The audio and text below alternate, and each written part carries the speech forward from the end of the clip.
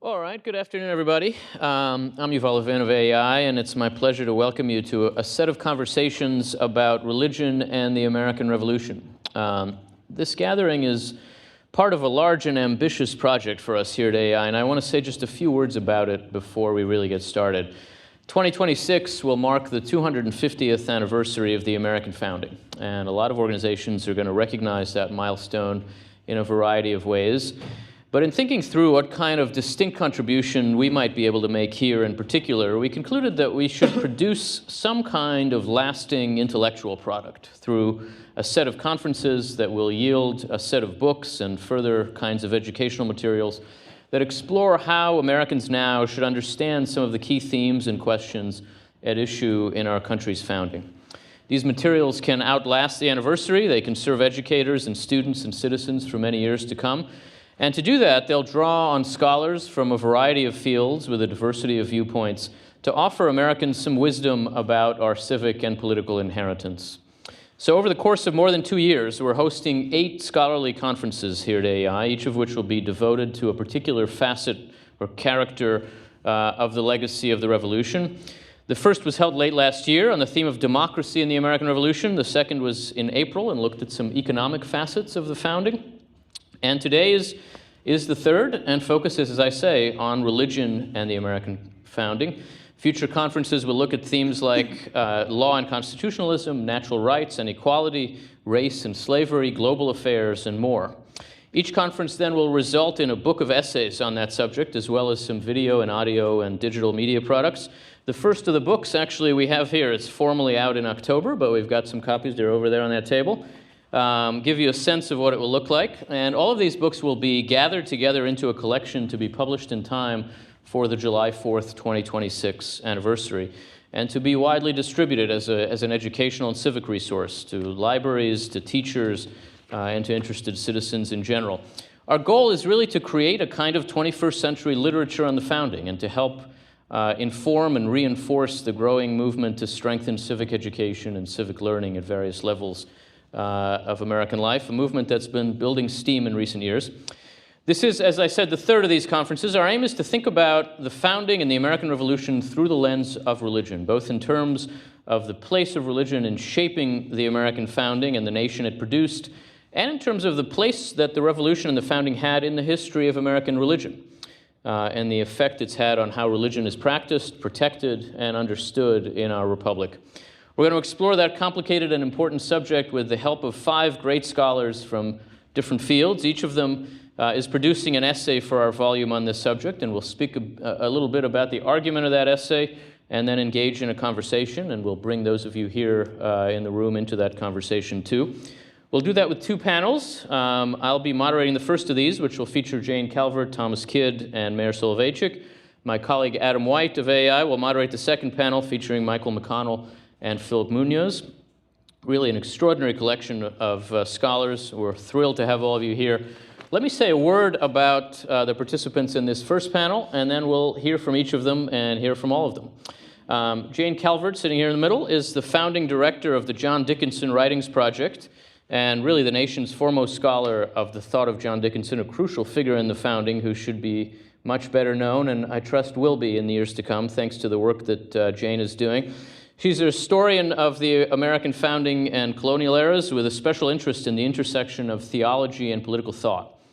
Among other things, she's the author of Quaker Constitutionalism and the Political Thought of John Dickinson. She's taught at Yale, at the University of Kentucky, at St. Mary's College in Maryland and elsewhere, and has a PhD in history from the University of Chicago. Thomas Kidd, at the end there, is the research professor of church history and the John and Sharon Yates Endowed Chair of Baptist Studies at the Midwestern Baptist Theological Seminary.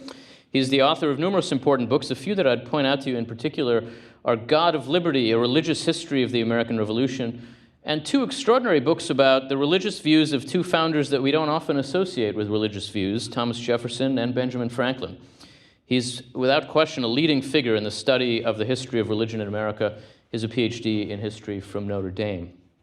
And next to me here, Rabbi Meir Soloveichik is director of the Strauss Center for Torah and Western Thought at Yeshiva University, as well as the rabbi of Congregation Sherith Israel in Manhattan, a storied congregation reaching back to 1654 And as he will tell you, whether you want him to or not, it is the oldest Jewish congregation in the United States. He has a PhD in religion from Princeton and is the author, among other important books, of Providence and Power, 10 Portraits in Jewish Statesmanship, really a leading figure in the intellectual life of contemporary Orthodox Judaism in America. And if I can say, someone who's taught me an enormous amount over many years now. We're really privileged to have the three of them with us. We'll hear from each of them and then launch into a conversation about religion and the American Revolution. We'll start with Jane Calvert. Please, Jane.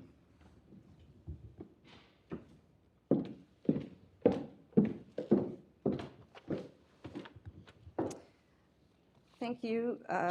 Thank you for that kind introduction, and also for the invitation to be part of this wonderful event. On July 1st, 1776, John Dickinson and John Adams gave speeches on whether to declare independence from Great Britain. Dickinson, who had led the resistance for over a decade, was opposed. Adams, in only his second year of participation, was in favor. After Adams prevailed, both went on to have illustrious careers building the American nation. Dickinson, more so than Adams, continued to be celebrated as an icon of American liberty. But for centuries, historians of the Revolution have unintentionally overlooked, actively neglected, or enthusiastically denigrated Dickinson, due in large part to an uncritical acceptance of Adams' version of events leading to that debate. A clear view of the historical record, however, shows that Dickinson, much more than Adams, made the revolution, and indeed the founding, not only possible, but successful. The root of the profound differences between the two founders, one usually overlooked by scholars, was their religious traditions. As a Massachusetts Congregationalist, Adams was a descendant of Puritans who had settled there in 1630. Puritans were a severe people, militant in their religion and intolerant of dissenters. They had come to America not for religious liberty, as lore has it, but to implement a dictatorship that would create a model society, a city upon a hill. Their theology held that God had chosen a select few for salvation, and the rest would be condemned. The elect covenanted with God with a tacit understanding that if they followed his law, they would be saved. Those showing signs of damnation, which included differences in belief or behavior, must be removed, or the entire community would be damned. Thus, dissenters, criminals, and misfits were banished or executed.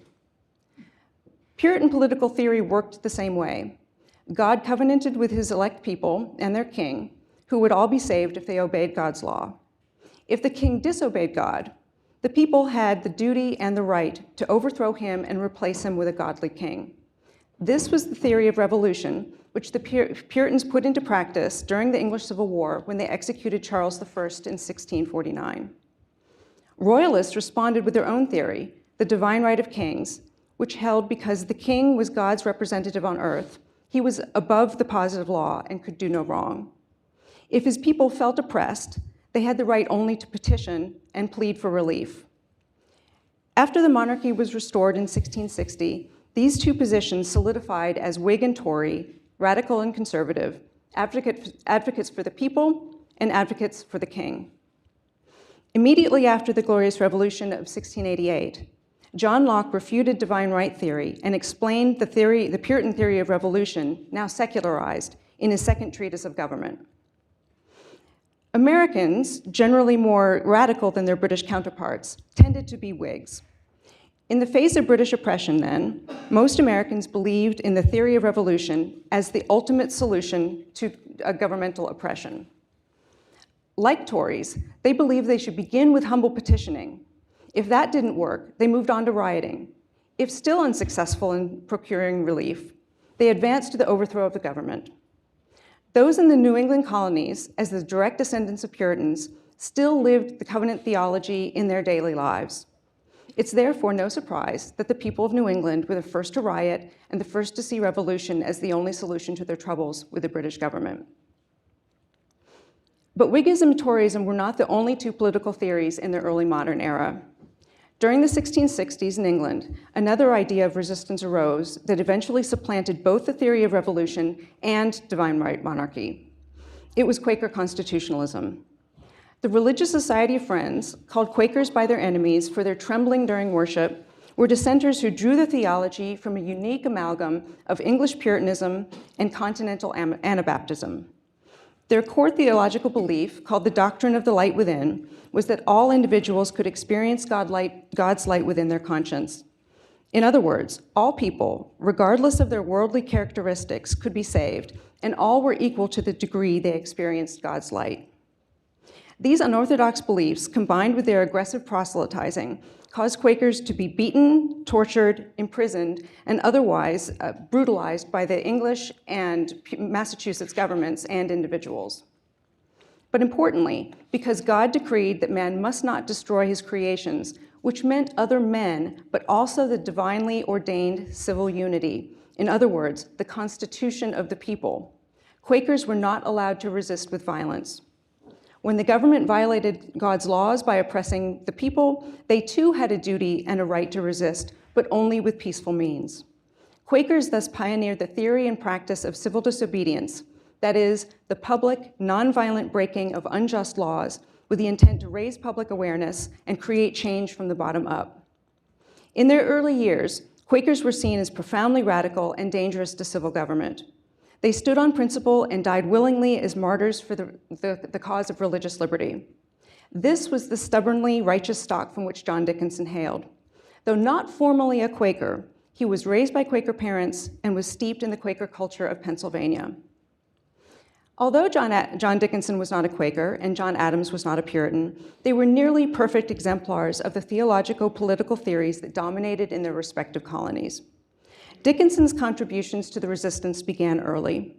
In 1765, he drafted the documents of the Stamp Act Congress, asserting natural rights, a radical proposition, and in response to the riots begun in Massachusetts, he offered to ordinary Americans the first practical advice on how to resist the British: civil disobedience. In 1767 and 68, his famous letters from a farmer in Pennsylvania calling for peaceful protest and American unity launched him to international celebrity. When Adams arrived on the scene in 1774, he was one of Dickinson's greatest admirers, or fanboys, as my students would call him. Although Puritan-informed Whigs were the ones encouraging violent resistance, think Cousin Samuel Adams in Boston, they were relieved to have an alternative mode. Everyone knew that petitioning for redress of grievances was a necessary step and, if successful, legitimated further resistance. Dickinson's agenda dominated during the First and Second Continental Congresses, which rankled John Adams, not because he disagreed with the agenda, but rather because he became disgruntled when Dickinson's drafts of important documents replaced his own. Understanding Adams' deep jealousy towards Dickinson is key to the mystery of why Dickinson is relatively unknown today. For over 2 centuries, historians have accepted Adams' account of what transpired in the summer of 1775 during the Second Congress. Dickinson insisted that there must be a second petition to the king, what became known as the Olive Branch Petition.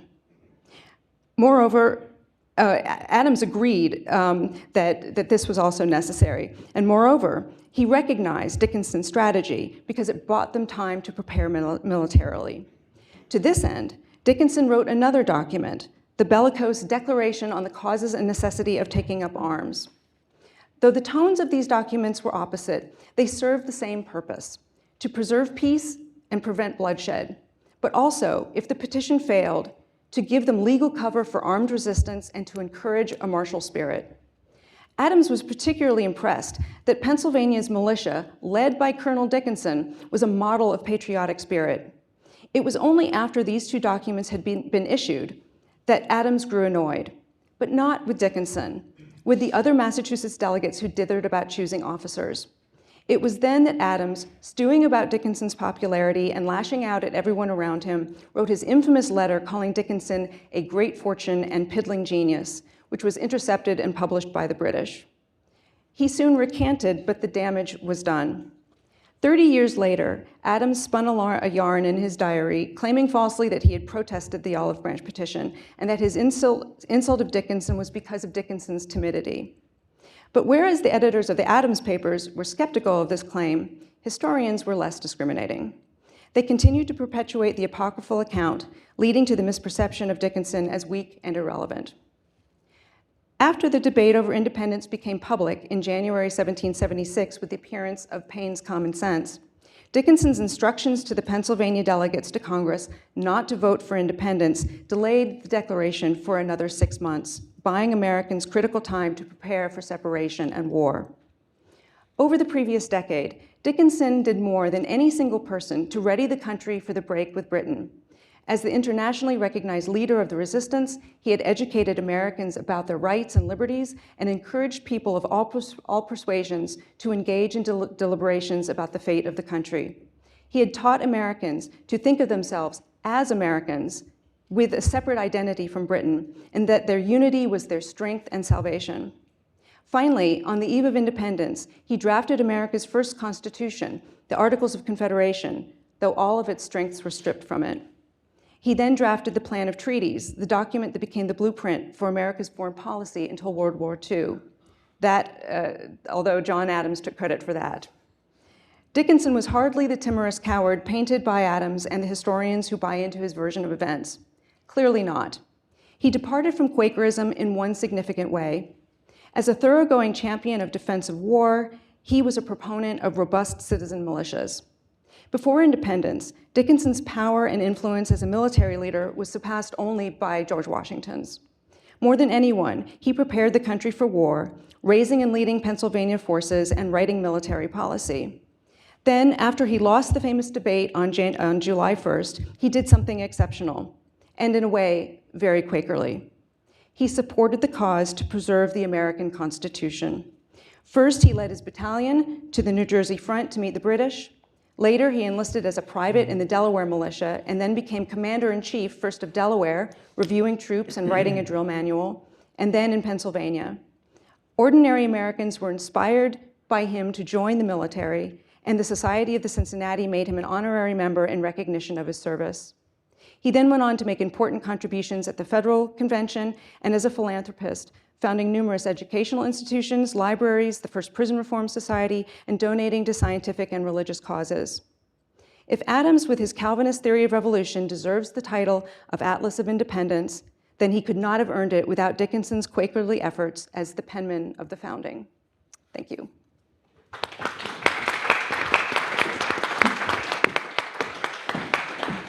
Thank you very much. Tommy, maybe we'll go to you next. Okay.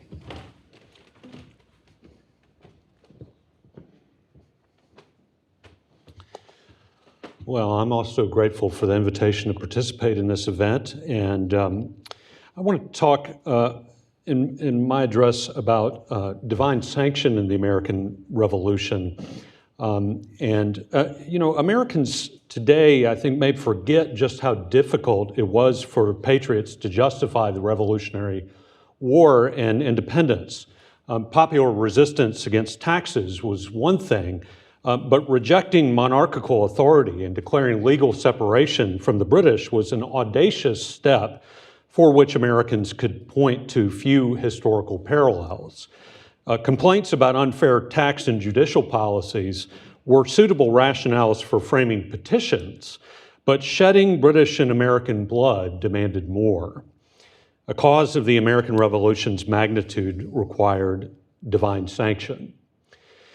In my full essay for the edited volume, I consider several instances of appeals to divine sanction in the American Revolution in 1775 and 76, when Americans made key decisions about resistance, war, and independence. And these included appeals to God's blessing and biblical warrant in Patrick Henry's Liberty or Death speech, Thomas Paine's Common Sense, and the Declaration of Independence. These three texts appeared during the most critical 16 months of the patriot journey from resistance to independence. And assessing these three instances, I think it illustrates essential points about the way that Americans justified resistance and independence.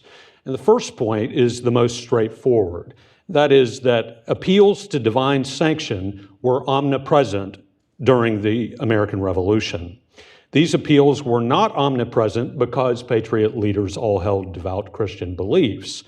Of the primary authors considered here, only one of them, Patrick Henry, was a traditional Christian. Paine and Jefferson were not. The appeals to God's blessing also remind us that the Bible, or at least theological language, was central to the rhetorical repertoire of American revolutionaries. In my comments today, I want to focus mainly on Patrick Henry's Liberty or Death speech, delivered in March 1775 in the Virginia Convention, assembled at St. John's Church in Richmond. The convention had reached an impasse about next steps in the burgeoning crisis with Britain over tax policy and parliamentary power. Should Virginians continue to petition British officials for relief, or should they begin defensive preparations in anticipation of war?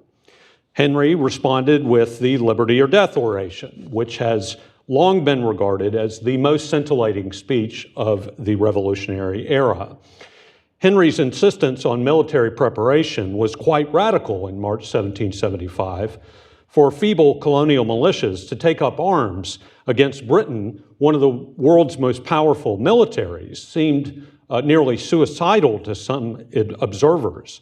And in the face of such objections, Henry insisted that the, quote, God of hosts would be on America's side if they summoned the courage to fight.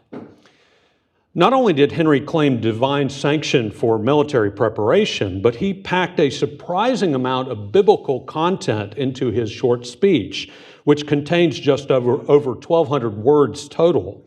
In fact, the closer that you look at Liberty or Death, the more it seems like a brief revival sermon than a cerebral discourse on political principles. And given Henry's background, this is not surprising. Henry's family was formally Anglican, but Henry's mother, Sarah, was an evangelical Christian and a Presbyterian, having joined the church of Pastor Samuel Davies in Hanover, Virginia.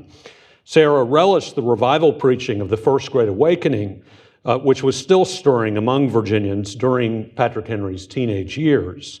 Family tradition records that Sarah would take young Patrick to hear Davies' riveting sermons, and Henry recalled that Davies was not just the best preacher he ever heard, but the, quote, greatest orator he knew in any vocation.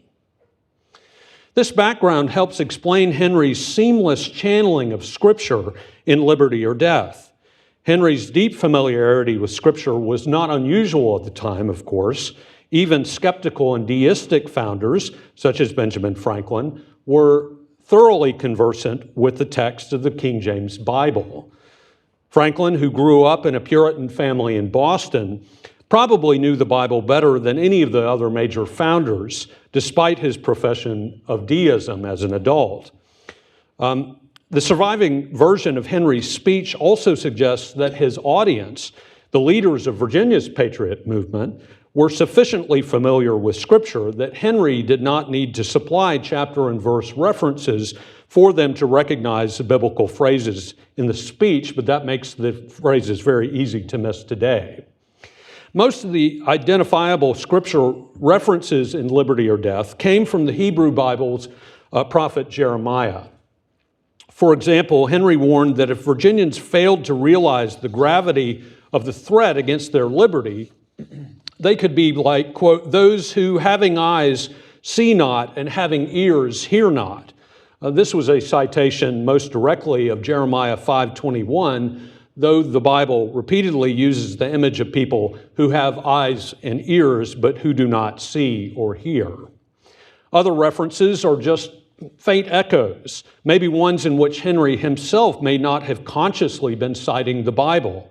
For example, in the same sentence with the eyes and ears allusion, Henry speaks of, quote, the things which so nearly concern their temporal salvation, likely an allusion to Hebrews 6:9 and its phrase, things that accompany salvation. God attended to eternal salvation, but here Henry wanted Virginians to wake up, perceive their crisis, and attend to their temporal salvation. Well, what purposes did these biblical references serve? One was that the Bible, and Jeremiah in particular, simply provided the structure of the oration. The King James Bible is arguably the most rhetorically influential text in the English language's history. And Henry's speech was a case study for how the Bible could serve as a toolbox for effective oratory with images such as unhearing ears and unseeing eyes. The staccato biblical images came one after another in the speech. Henry warned that British assurances of goodwill could become a, quote, snare to your feet, Jeremiah 18:22. Next, he warned them not to allow themselves to be betrayed with a kiss, a reference, of course, to Jesus' arrest in the Gospels that would have been familiar to virtually any English-speaking person who spent time in church, and so on. But these biblical phrases did not just provide structure, they provided an appeal to divine sanction, implying that Henry himself was serving as a prophet-like figure in the revolutionary crisis. This was a role he had embraced since the first days of the crisis with Britain, when he denounced the Stamp Act as a freshman legislator in Virginia in 1765. Henry was, as was his tendency, raised the stakes on divine sanction in liberty or death when he insisted that if he failed to call for military preparation, it would amount to a, quote, act of disloyalty toward the majesty of heaven, which I revere above all earthly kings. Majesty of heaven was an allusion to Hebrews 8:1. He insisted that when all realistic options for political relief were exhausted, then, quote, an appeal to arms and to the God of hosts is all that is left us. Henry assumed that God would be on their side in this, quote, holy cause of liberty, and that divine aid would trump their manifestly weak military capacities. We are not weak, he insisted, if we make a proper use of those means which the God of nature hath placed in our power. The God of nature would appear as nature and nature's God in the Declaration, but here in Henry's speech, the phrase meant that God would turn America's earthly natural advantages, a mobilized population defending their homeland against an invading army, into a formula for victory. Besides, sir, we shall not fight our battles alone, Henry continued. There is a just God who presides over the destinies of nations and who will raise up friends to fight our battles for us.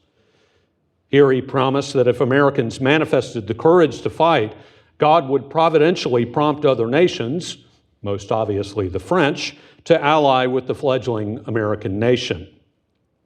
Again, Henry was positioning himself in the mode of a biblical prophet. An audacious stance, but one he believed he had earned by 10 years of unrelenting service to the patriot cause. He suggested in the speech's opening that it would be easier to remain silent and dodge the awful responsibility of calling the people to arms, but that would be shirking his God-given duty. And in one of his last citations of Jeremiah, Henry warned that, quote, gentlemen may cry, peace, peace, but there is no peace. Jeremiah 6:14. He predicted correctly that soon Virginians would receive word of war breaking out in Massachusetts. Why stand we here idle? He asked, echoing Matthew 26. Is life so dear or peace so sweet as to be purchased at the price of chains and slavery? Forbid it, Almighty God. And finally, he raised his arms and declared in a cadence reminiscent of Israel's leader Joshua, I know not what course others may take, but as for me, give me liberty or give me death. The speech persuaded the convention, which adopted Henry's call to prepare the militia to resist the incursions of the British Army. Now, let me add just a brief word on Paine's common sense and the Declaration. Unlike in the Declaration of Independence, common sense did not just use generic theological language about God in the Bible. And unlike liberty or death, Paine actually engaged in detailed biblical commentary, not just references and allusions. Paine, you may know, particularly focused on 1 Samuel chapter 8. And in this passage, the elders of Israel asked the aging prophet Samuel to, quote, make us a king to judge us like all the nations. And God's response was indignant. They have rejected me, that I should not reign over them, the Lord told Samuel. Samuel warned the Israelites that a king would abuse them and would even placed burdensome taxes on them. But the Israelites persisted, demanding that they be granted a king. And Payne concluded from this text that, quote, "The Almighty hath here entered his protest against monarchical government." And of course, in the Declaration, we see the appeal to the Creator God who gives us rights, and to, quote, "the supreme judge of the world for the rectitude of our intentions."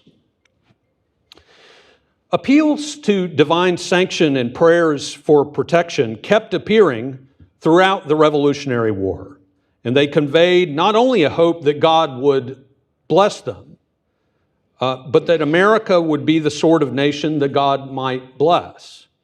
Cocky presumption of God's favor was a surefire way to earn disfavor, they believed. And that's why the Continental Congress, following older precedents by Anglo-American legislatures, not only called for days of thanksgiving and prayer during the Revolution, but also for days of fasting and, quote, humiliation. Humiliation. The Congress was sure that national sins would bring down God's wrath, not God's blessings. And thus, for example, in 1779, Congress called for national fasting and humiliation, that God might, quote, avert those impending calamities which we have too well deserved. Such prayers appeared regularly, both in formal legislative proclamations and in the private devotions of American citizens. But the need for God's blessing seemed especially acute in 1775 and 76, when patriots led Americans into war and independence. And those audacious steps left many Americans looking for biblical warrant and hoping for divine support. Thank you very much. Thank you. Sally, please.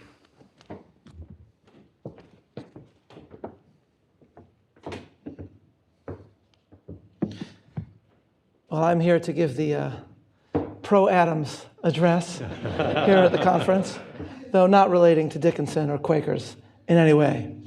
It's truly a privilege to be here and to be here with you, Yuval, and with such distinguished scholars. Very excited to be at 1789 Massachusetts Avenue to speak about 1776, the most important year in American history. I don't know if that's fighting words at AEI. Yeah, that's true for sure. But yes.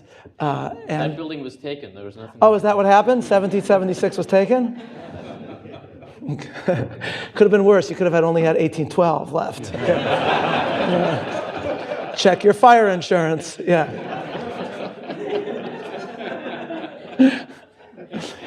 I want to begin not with 1776, but the fall of 1774, when a man from Massachusetts, John Adams, arrived at the First Continental Congress, Carpenter's Hall in Philadelphia, and it was proposed that those assembled begin their deliberation with prayer. This, Adams reported in a letter, this proposal that they begin with prayer was opposed by John Jay and others because they said, we're too religiously diverse to unite in prayer. As he said, they were, quote, so divided in religious sentiments, some Episcopalians, some Quakers, some Anabaptists, some Presbyterians, and some Congregationalists, so that we could not join in the same act of worship. So today, obviously, those differences don't seem, so huge to us. I remember when I was taking courses at Yale Divinity School, and we had student orientations. We were sitting on the lawn, and one student who was from North or South Dakota, he said something like, I really feel like I'm sticking out here being a Presbyterian among so many Episcopalians. And meanwhile, the guy with the yarmulke was thinking, I hate when that happens. When you're a Presbyterian, everyone's Episcopal, that's the worst.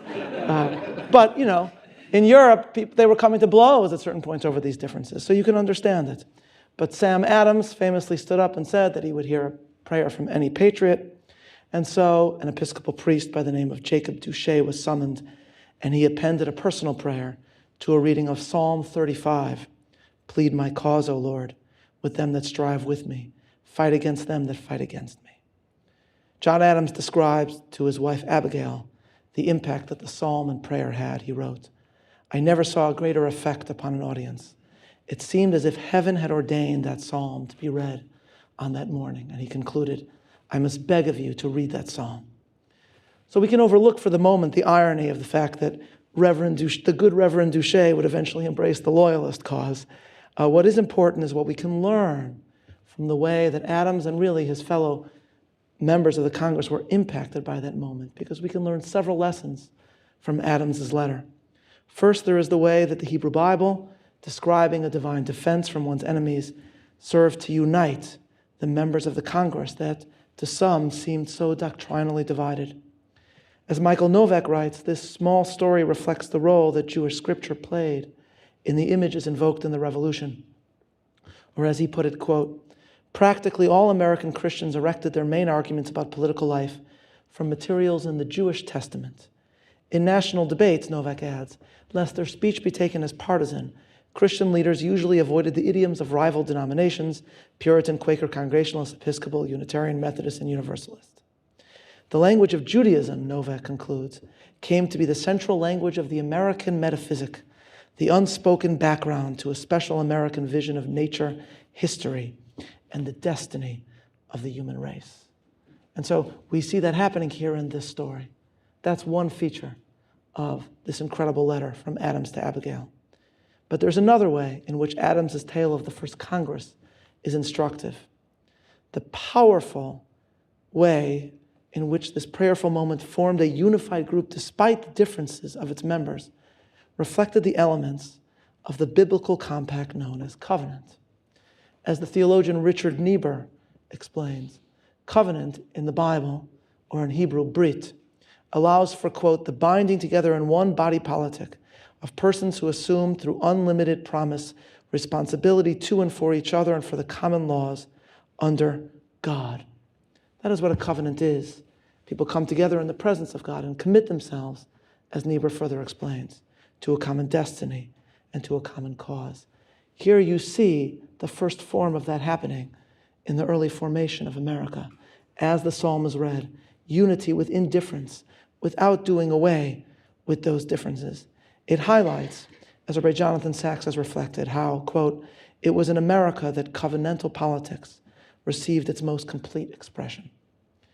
But there's one more aspect in which this moment in 1774 can be seen as setting the stage for what was to follow. And that is Adams's reference to heaven ordaining that this psalm be read. A providential theory of the events of the Revolution was central to the worldview of John Adams, and indeed of other founders. Already earlier during the debate over the Stamp Act, Adams had argued in his work, The Dissertation on the Canon and Feudal Law, that the arrival of the Puritans in the New World, his Puritan ancestors, as Professor Calvert mentioned, that arrival actually fleeing persecution from the Old World, that actually hearkened at the beginning of a providential plan for the spreading of freedom. Adams himself believed that his ancestors were not religious zealots. He argued that their movement was, quote, founded in revelation and in reason too. It was consistent with the principles of the best and greatest and wisest legislators of antiquity. And for Adams, what was unfolding in the conflict with England was a providential continuation of a divinely directed drama that began some generations ago with his own ancestors arriving in Massachusetts. Thus, he further reflected at the time in his diary, I always consider the settlement of America with reverence and wonder as the opening of a grand scene in design and providence for the illumination of the ignorant and the emancipation of the slavish part of mankind all over the earth. The arrival, in other words, of the Pilgrims and Puritans in America was for Adams providential, setting the stage for the events in which he was to play providentially so important a part. And this actually highlights not just Adams' own worldview, but of something that was at the heart of so many of those that gathered, not just at the first Congress, but also at the second in Independence Hall. As Michael Novak adds, quote, history in this sense, open, purposive, contingent in liberty, is not a Greek or Roman idea. It is Hebraic. Its source springs from the biblical historians and prophets. And Novak further argues that without this notion of providence, quote, the founding generation of Americans would have had little heart for the War of Independence. They would have had no ground for believing that their seemingly unlawful rebellion actually fulfilled the will of God. So with that in mind, and with the story of the Psalm setting the stage, we can now turn to the Second Continental Congress, where the star of our story, John Adams, gets to know a man who, for much of the Congress, doesn't actually do much. Adams thus writes in his own autobiography, which I assume is totally objective. Because if there's anything John Adams was known for, it was for removing all emotion from the matter and never minding if he didn't get credit for everything that he worked so hard to achieve. And so and never kvetching about it, never. And so John Adams wrote, quote, Mr. Jefferson had been now about a year a member of Congress, but had attended his duty in the House but a very small part of the time, and when there had never spoken in public. And during the whole time I sat with him in Congress, I never heard him utter 3 sentences together. The most of a speech he ever made in my hearing was a gross insult on religion in 1 or 2 sentences, for which I gave him immediately the reprehension which he richly merited, end quote. Nevertheless, it is a sign of John Adams's tremendous open-mindedness that when he was placed on a committee, along with others, including Roger Sherman and Robert Livingston, that he himself urged Thomas Jefferson to write the first draft of the Declaration of Independence, explaining why they were going to vote in the Lee Resolution to absolve all connection to the British Crown. Jefferson, according to Adams's recollection, had suggested that Adams write the first draft, and probably, had he seen in the future how much credit Jefferson would get for it, he probably would have done it. But at the time, Adams insisted that Jefferson must write it for a variety of reasons. Jefferson was a Virginian. Adams was seen by others as obnoxious and disliked, as famously described in the incredible video footage we have of the convention from the musical 1776. And as Adams added about Jefferson, I had a great opinion of the elegance of his pen and none at all of my own. And the truth is, of course, that Adams's faith in Jefferson's pen was vindicated because anyone else charged with writing a draft of the Declaration might have focused instead on the central ritual of George Costanza's father's holiday Festivus and dedicated the entire Declaration to the most important ritual, the airing of grievances, which a lot of the Declaration contains. But of course, Jefferson went out of his way to place a universal, a principle that is universal in nature that became the heart of the American creed. We hold these truths to be self-evident, that all men are created equal. Thus, Lincoln would later reflect, all honor to Jefferson, to the man who in the concrete pressure of a struggle for national independence by a single people, had the coolness, forecast, and capacity to introduce into a merely revolutionary document an abstract truth applicable to all men and to all times, and so to embalm it there that today and in all coming days it shall be a rebuke and a stumbling block to the very harbingers of reappearing tyranny and oppression. But strikingly, given all that Adams tells us about Jefferson, the first draft that he produced was largely Lockean, without any biblical themes evoked. Jefferson's first draft, and we know what it is, evoked the Lockean law of nature and nature's God, but made no reference even to the creator of the world. The phrase endowed by our creator was not in Jefferson's first draft, but it was there by the time the committee submitted the draft of the Declaration to the Second Continental Congress. But there was no providential language, no description of God as judge or providential director of history.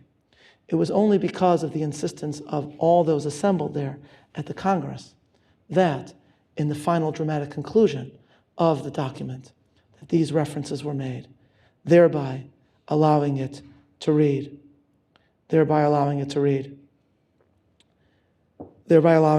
We, therefore, the representatives of the United States of America, in General Congress assembled, appealing to the supreme judge of the world for the rectitude of our intentions, and concluding, and for the support of this declaration with a firm reliance on the protection of divine providence, we mutually pledge to each other our lives, our fortunes, and our sacred honor.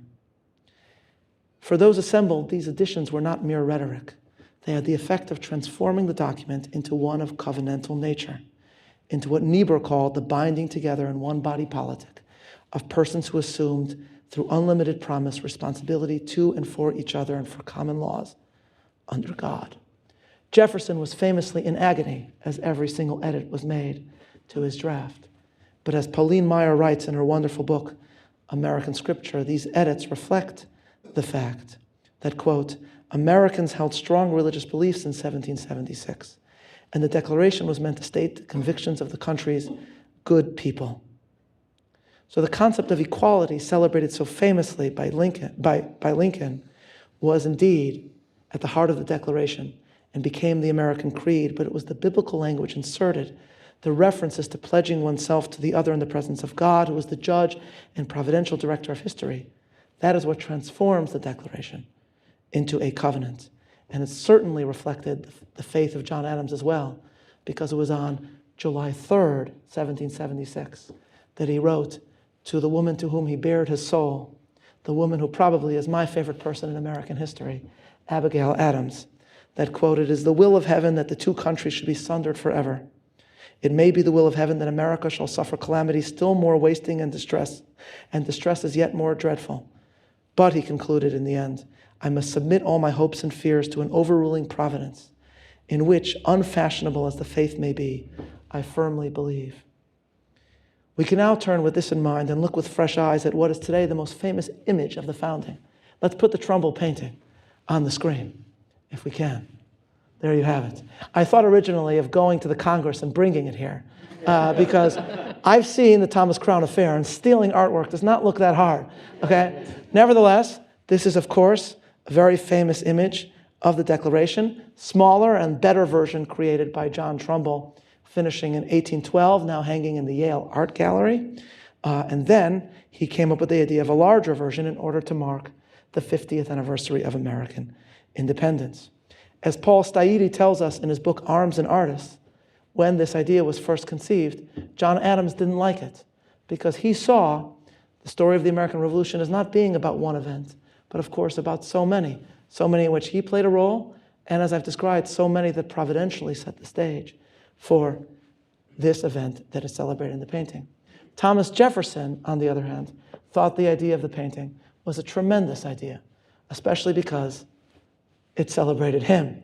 If I can make a highbrow reference, there's a famous episode of The Simpsons featuring the actor Rainier Wolfcastle, which is Arnold Schwarzenegger, and his agent calls him up and says, Rainier, I have a great idea for a movie. It features you. And he interrupts and says, I love it. Okay? So that was basically Thomas Jefferson's response to the painting. And thus you have it, as Paul Staiti notes, Jefferson stands out alone, resplendent in a red vest, the only man grasping the document, with the painting celebrating him at first glance, as Staiti notes, as the author of America itself.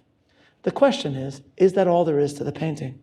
As David McCullough has pointed out, while Jefferson is prominent, it is Adams who is actually at the dead center of the painting. If you drew an X across the two sides of the painting, the center of the X would be Adams.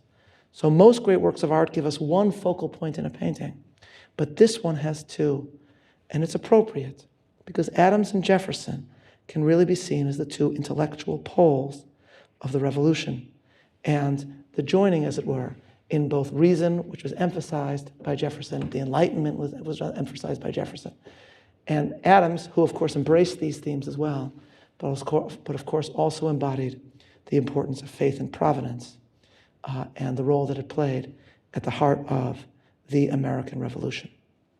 The complexity of the painting, in other words, a painting which celebrates both Jefferson and Adams, captures a document that blended Lockean pronouncements with the faith of a covenantal culture.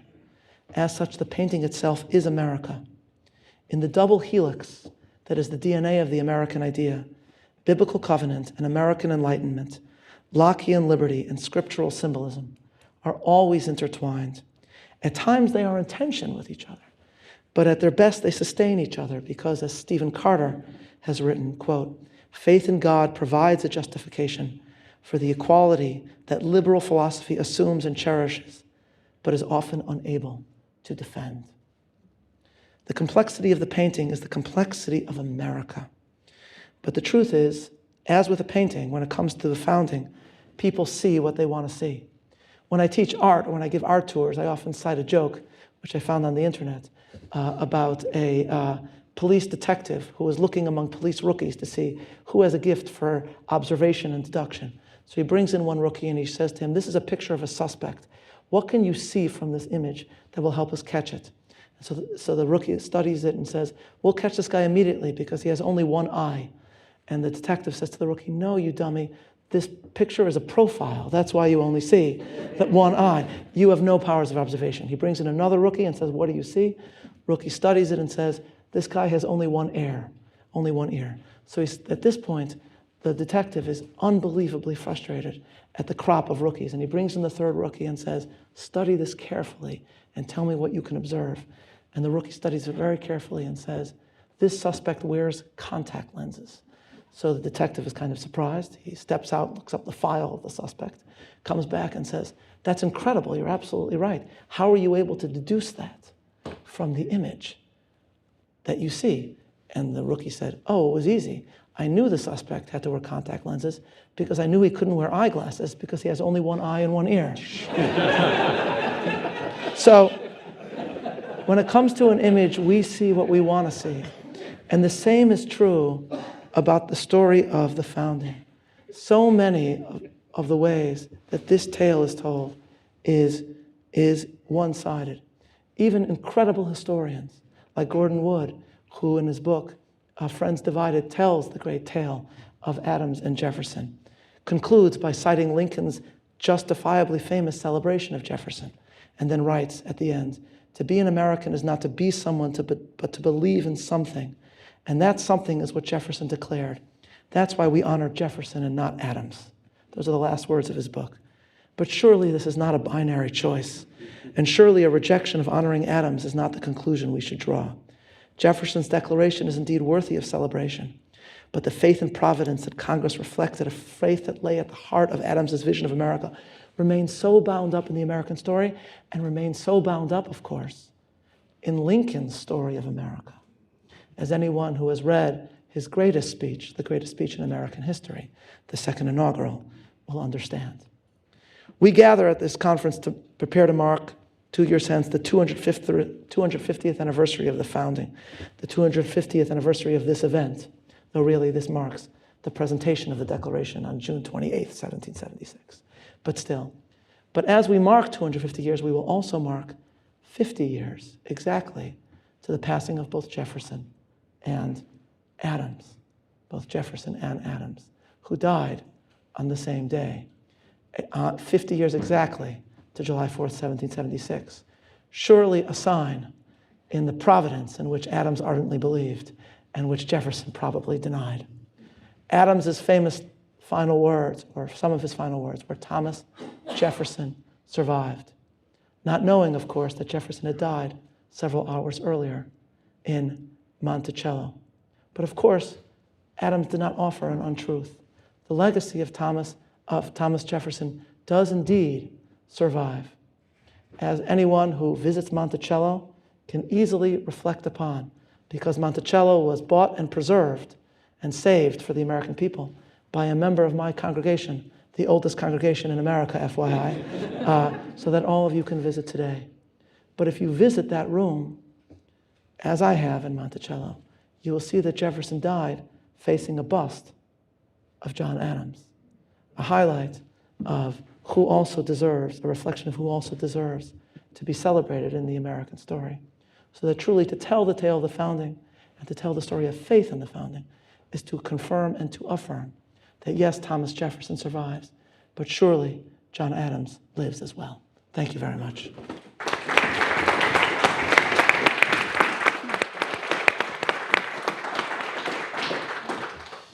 Thank you very much to all three of you. Three really tremendous presentations and tremendous papers. There's a lot of rich material here to think through. But maybe one way to start is a couple of questions that come to mind that might help us connect these papers just a little. And Jane, I want to start with you because you suggest that the differences between Dickinson and Adams reflect in some respects differences between the Puritan disposition and the Quaker approach to unjust authority, unjust laws. And you argue that the Quaker disposition prevailed, that it won. How do you think that happened? How did that view, which to the extent that it is rooted in Quakerism, is rooted in a small and often resented minority, how did that come to be the American view of this crucial question of what to do about unjust power? Well, it took a couple of centuries.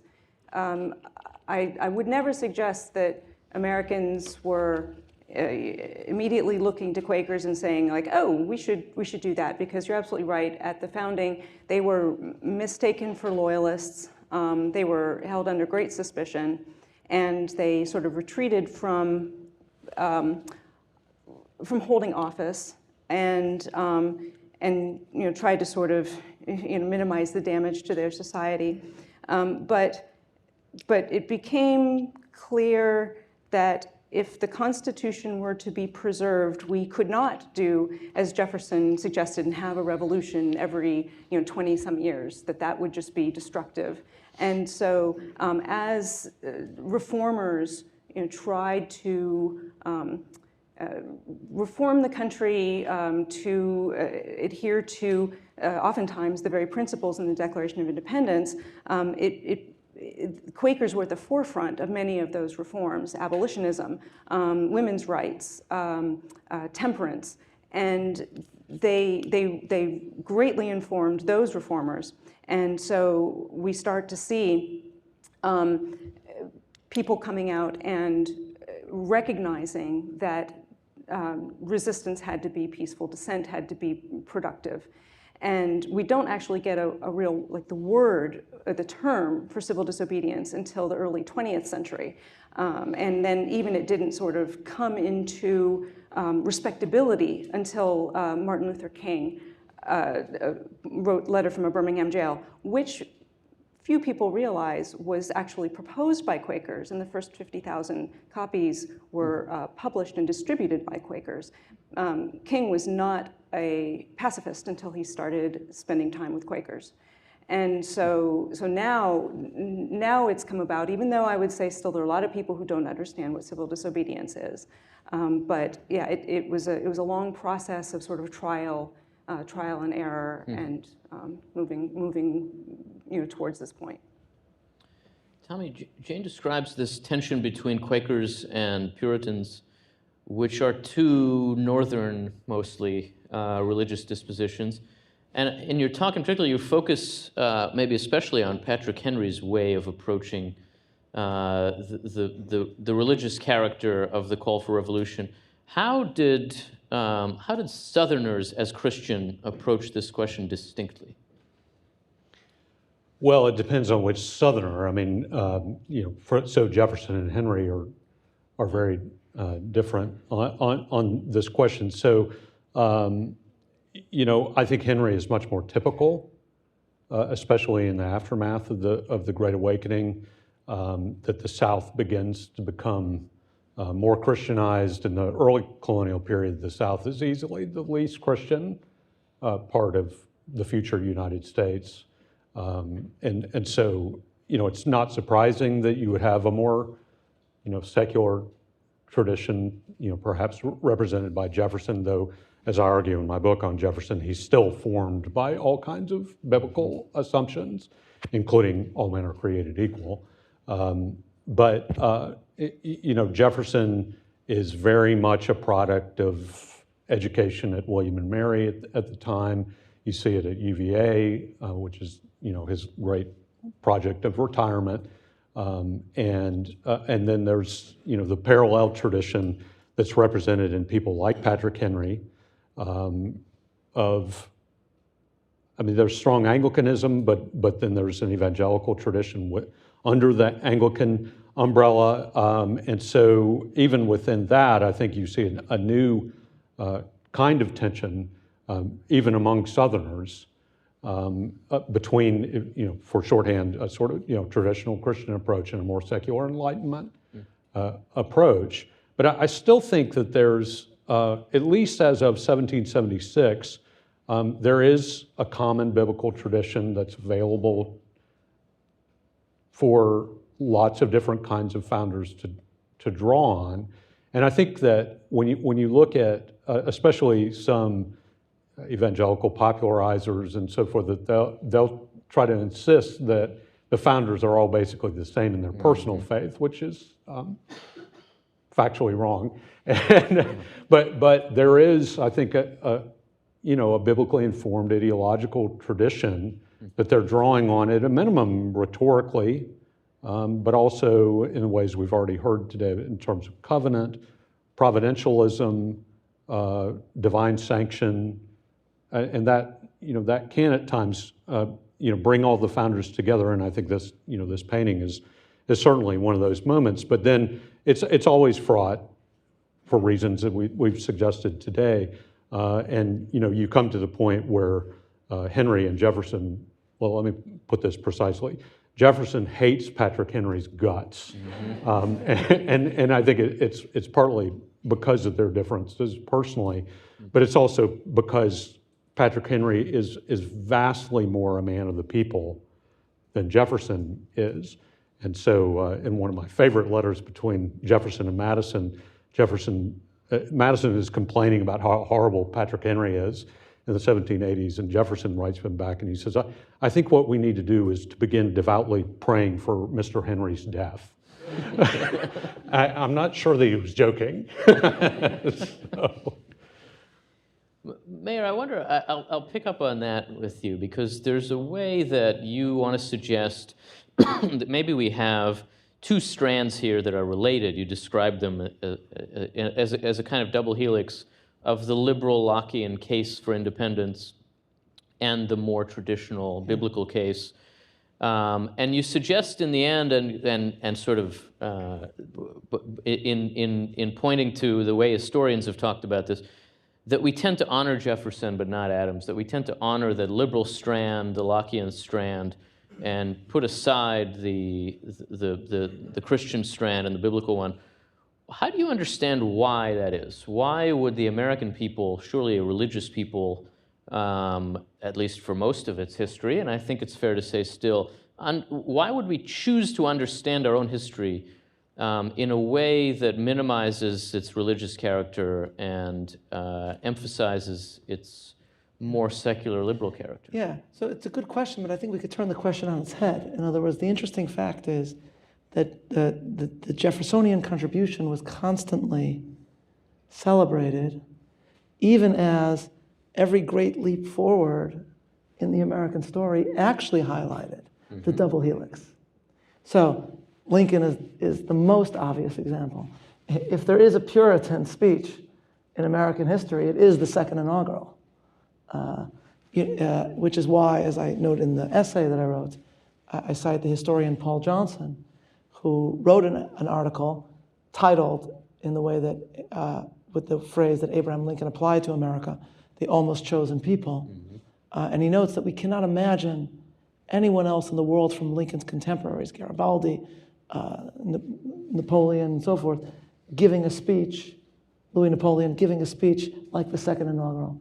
But Lincoln, he writes, was giving it not only because he wanted to give it, but in the assumption that his countrymen would actually embrace that way of thinking. And then, of course, we have the civil rights movement, which has just been discussed. And in King's speech, of course, what is evoked is the Declaration and its creed. But if there is ever an example of American rhetoric after the second inaugural, where the central Lockean doctrine of equality at the heart of the Revolution and at the heart of the Declaration is blended together with faith, free at last, thank God Almighty we are free at last. It is that story. So in a strange way, the Jeffersonian legend looms large, even as every truly great step forward comes from the blending of those two, which is why I find it actually immensely frustrating. Maybe because I'm too much of an Adams partisan, but I do find it immensely frustrating that we see this description again and again.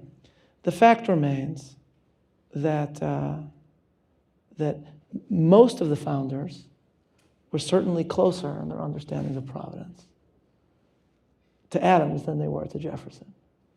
Most of the founders, in contrast to Jefferson, were horrified by the secularism of the French Revolution and did not see it as Jefferson saw it, which was the successor to the American one. This is the theme that dominates throughout all of American history.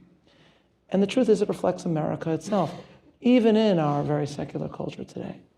Jefferson famously declared that he did not believe, he said that when he died, he did not believe there would be a single man in his 20s who was not a Unitarian.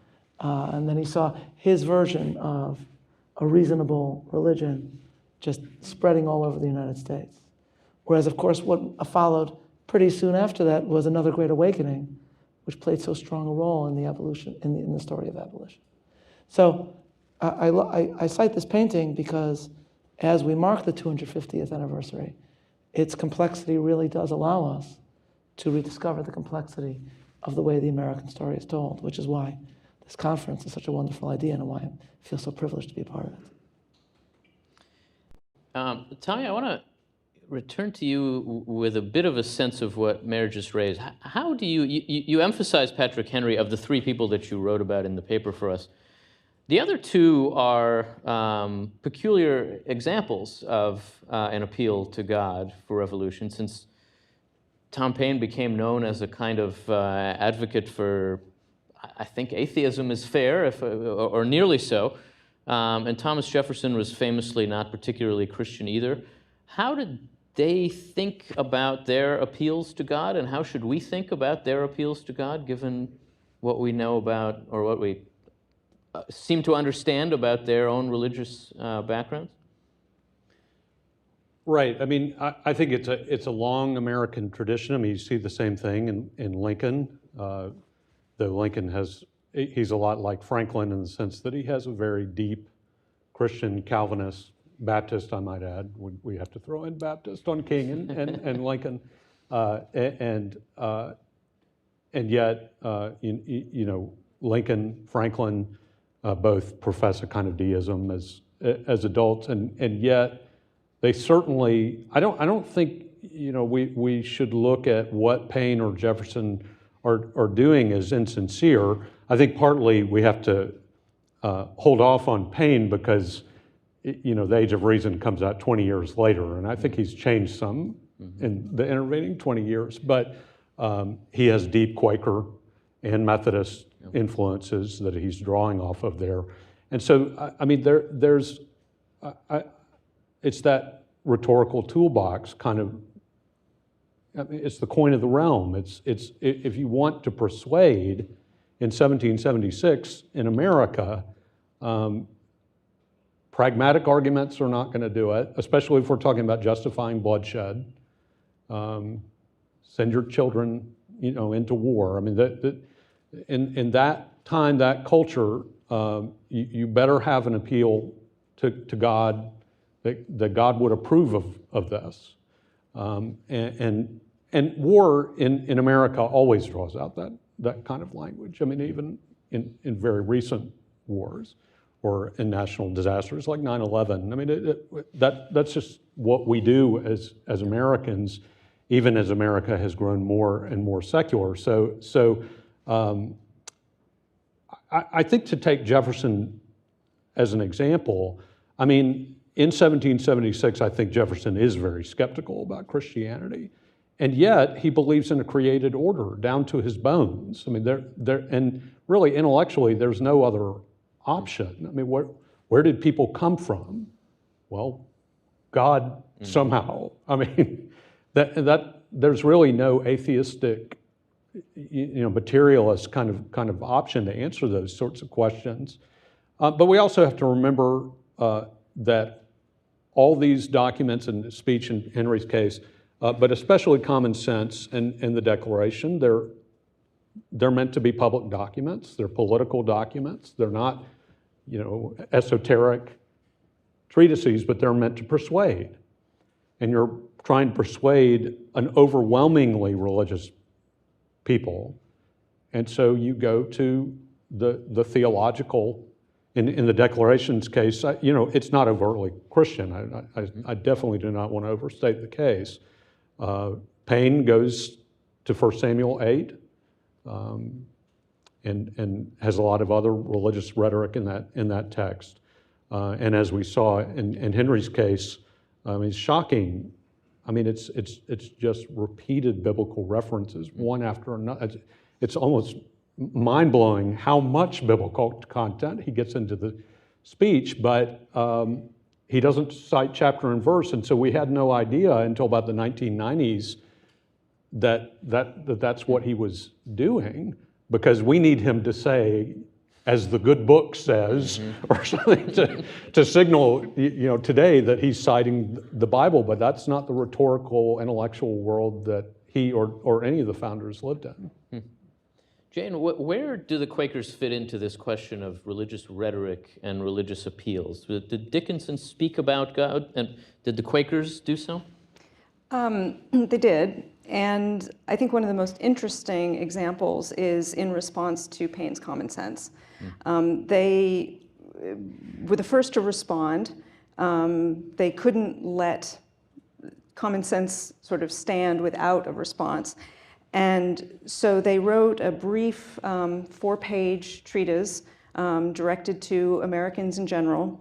And in that, they actually sort of said that, one of the problems is that Americans are they're looking for relief. They're blaming the British, but shouldn't they be looking to themselves and blaming themselves for their own misbehavior and immorality, and that this is a divine, the British behavior is a divine punishment for that immorality, and they pointed in particular to slavery. And so that did not go over well. But yes, and in fact, Paine wrote a response to that in the 3rd edition to Common Sense, addressed particularly to the Quakers, where he came down on them so hard they never addressed the American people in general again.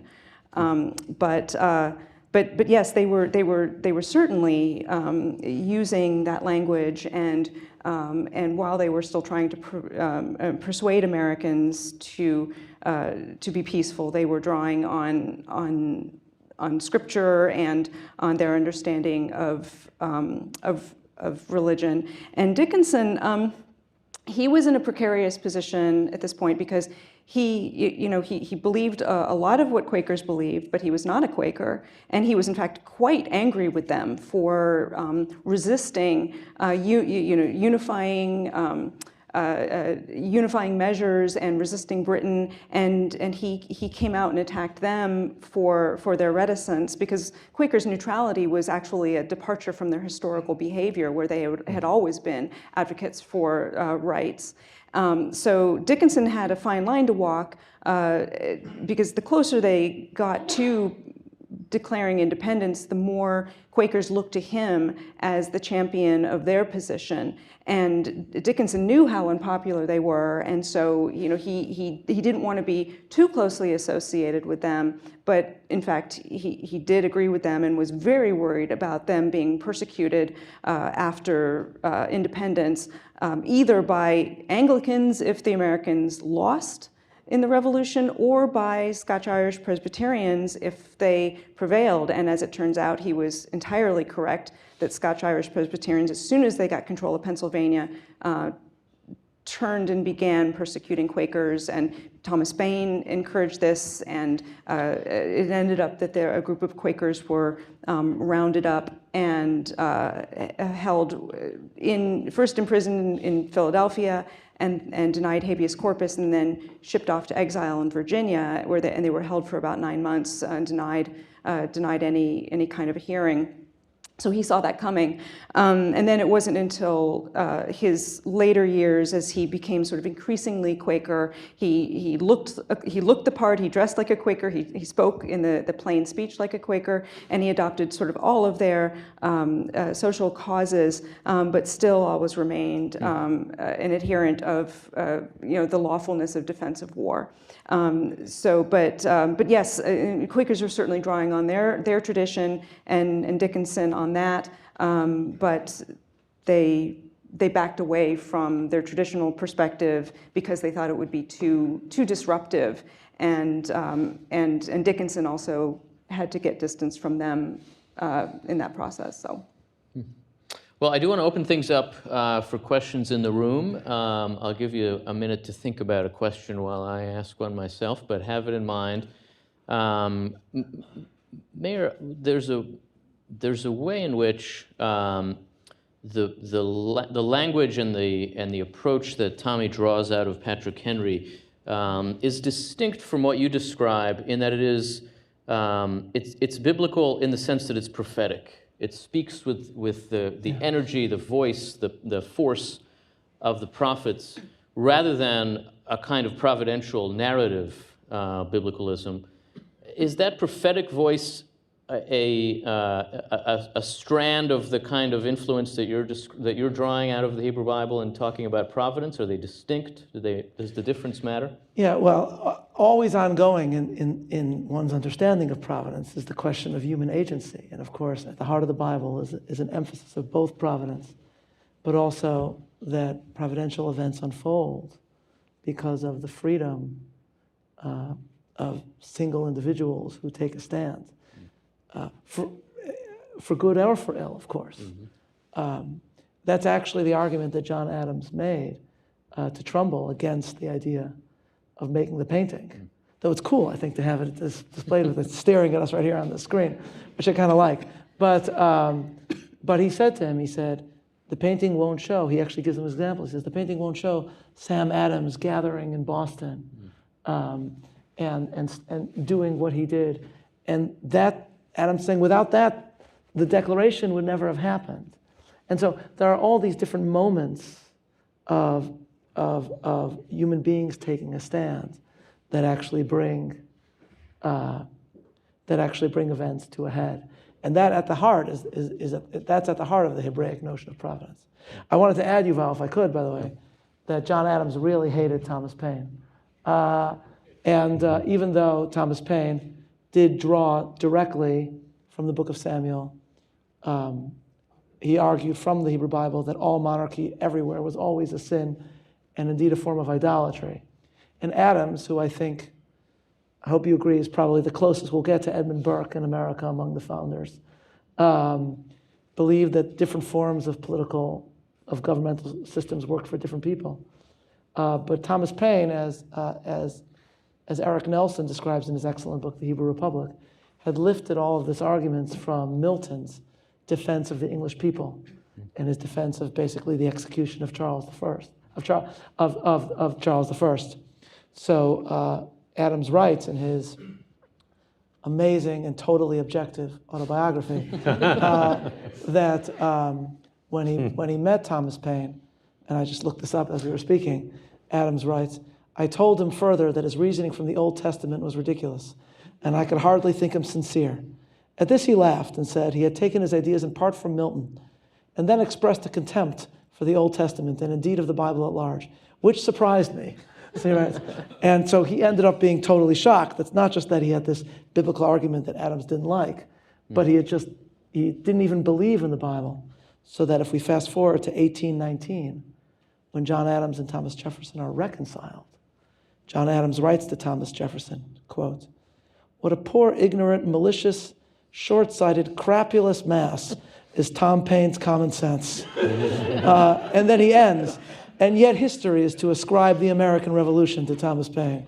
I am, my dear sir, your invariable friend, John Adams. So, all to just give a sense of the cool and collected objectivity, calm rationality with which he approached these events, but also a very interesting window into a descendant of Puritans who appreciates the impact that Paine has had, probably is a little jealous of it, but also has his own reading of the Bible as well. Let's take questions. There are microphones going around, so please wait for it and tell us who you are and ask us a question.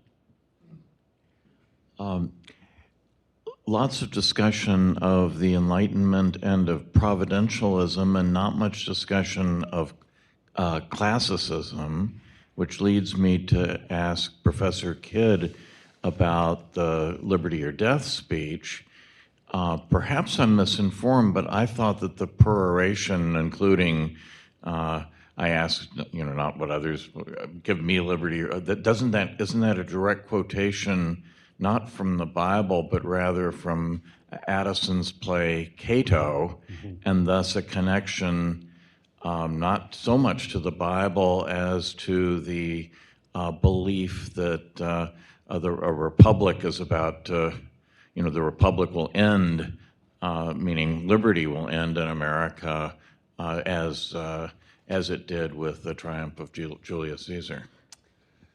Yeah, you're right that the "Give me liberty or give me death" is from the play, the very popular play about Cato at the time, and there's certainly no reason to think that Henry wasn't quoting that directly, but for instance, what that, as for me, is, I mean, given part of what I'm doing here is some have analyzed just clear quotations directly from Scripture, but I think there's even more allusions there that we know in it. So if you know the Hebrew Bible, you hear even in that phrase, "as for me," and given the moment of the speech, I think that's a reference to Joshua. So I mean, there's phrase by phrase, there's different things going on, but they're deeply shaped by the classical Republican tradition, and all these people that we're talking about have read all the Greek and Roman classics, and sometimes they're as familiar with that as they are stories in the Bible. So yeah, I just agree with what you're saying. Let's take another question over here. Hi, Brian Penn here. As you discuss the American use of religiosity for the founding of the country and for the Revolution, what was the British reaction? I mean, they had the head of the Church of England and a legion of Anglican bishops and the Loyalists all throughout the American colonies. Did they ever respond to this use of religiosity by the Americans to justify the revolution? Great question. Go ahead. Yeah. What do you want to take that? Either way. Yeah. So I'm happy to jump in. Yeah. Actually, in this, we'll bring a little Jewish history into this. So I may not have mentioned it, but I'm the rabbi of the oldest Jewish congregation in America. But it's known as the Spanish and Portuguese synagogue because it's linked to Sephardic Jews from Europe. And its sister congregation is in London. It's now actually the oldest synagogue in London, the Bevis Mark Synagogue, which was made in the building was made in 1704. So there's an absolutely amazing, we have two very different pages, Hebrew prayers, one from my community and one from the London community, both in Hebrew. Ours is from May 1776, which was the last time my congregation prayed for George III. And it was a prayer that God bless our sovereign majesty, George III, and remove from his heart his wrath against his loyal subjects in North America. That prayer wasn't answered, or answered differently perhaps. But if you then fast forward, we have from England, in December of 1776, a day of fasting and prayer was held in London, in which all of England, or really Britain, was instructed to fast and pray, much as the Congress at times declared days of fasting and humiliation. There was a day declared in which everybody had to come to their houses of worship and pray for the defeat of the American Revolution. And in this amazing page that we have, because of course Jews don't want to get left out of these things, and so they gathered in their synagogue as other British subjects were gathering in churches, and they composed a Hebrew prayer, blessing George III, and asking him and beseeching God for victory for George III, over the people in America Hatzfonit, that's Hebrew for North America, and then it goes on to use biblical language in Hebrew, who have thrown off from themselves the yoke of his rulership. And these were a feature of, on the British end, of how the revolution was discussed. Not, again, covenantal language is not going to play in the same way. And the focus on biblical Israel is not going to play in the same way. Why? Because, of course, the American emphasis and its focus on the Hebrew Bible is on the focus of a tiny people that they see as persecuted by a mighty empire who overthrows that mighty empire. Hence Benjamin Franklin's suggestion for the seal of the United States, an image of Moses and Pharaoh at the splitting of the sea, with the motto, rebellion to tyrants is obedience to God. That's obviously not going to work in the same way. When you are the empire, then you're not going to turn to biblical Israel overthrowing an empire. So the story of biblical Israel is not going to play in the same way. But of course, England is a very religious society at the time with an established church. So they will have their own ritual moments related to the revolution and will deeply resent the American adoption of religion. I happen to notice, side note, that the day in which our sister congregation in London had this day of fasting and prayer for the defeat of the American Revolution was on the 8th day of the Jewish holiday of Hanukkah, which means that for 7 days of Hanukkah, the Jews of London celebrated a ragtag bunch of rebels in the Holy Land that overthrew a mighty empire. And then on the 8th day, they devoutly prayed that a ragtag bunch of rebels be crushed by a mighty empire, which highlights the different ways in which the biblical imagery will be utilized. Religion will always play a role in these societies because these are religious societies. But the political language of the Hebrew Bible will speak especially to America. Yeah, I mean, I would just add, there was a lively debate, I mean, because these kind of questions become debates about what the Bible teaches, for instance, about revolution. And so, in a way, the British critics and loyalists in America have a little easier time with a literal reading of the Bible because, especially in the New Testament, I mean, Romans 13 prohibits rising up against the established authorities. 1 Peter says, obey God and honor the king. And so Christians in Britain and loyalists in America could say, well, you're just outright disobeying the Bible. And that was, including among, let's see, Mark Tooley is here, so I'll mention the Methodists, that John Wesley notoriously condemned the revolution and said this is immoral, unbiblical, and you have no right to do this, and therefore the Methodist preachers in America had to go into hiding for 7 years because Wesley's pronouncement again. So evangelicals were divided about it by nationality, and some evangelicals in America also were opposed, especially African American evangelicals were opposed to the Patriot movement. But there was a very lively debate. I will say to the Patriots' credit that they talked a lot about why Romans 13 is not an absolute prohibition. I would have thought they would have just avoided Romans 13, but they actually took it on very actively about explaining, well, we see instances of resistance against unjust authority in the Bible, and so this can't be a blanket prohibition, and there's the lesser magistrates theory about how you handle resistance against the government, and so it was actually, I think, quite an intelligent biblical debate about whether, in a case like what the Patriots were facing, whether resistance and or revolution was permitted. Well, we are at our time. Join me in thanking this wonderful panel for a really rich conversation.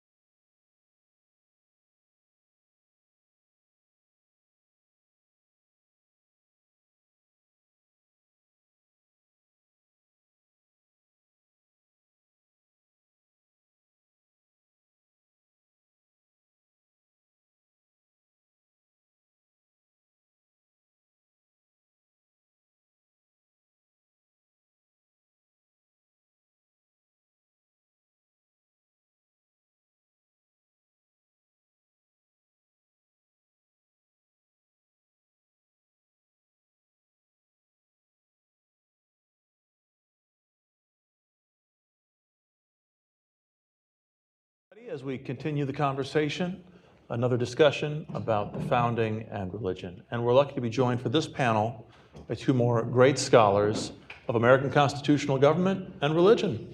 We'll hear first from Vincent Philip Munoz. Philip is the Tocqueville Professor of Political Science and Professor of Law at Notre Dame.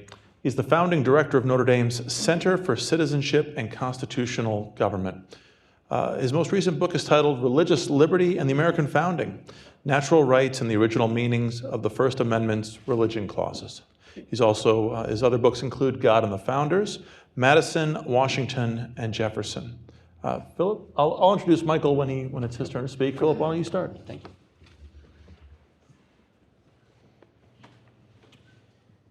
Well, good afternoon.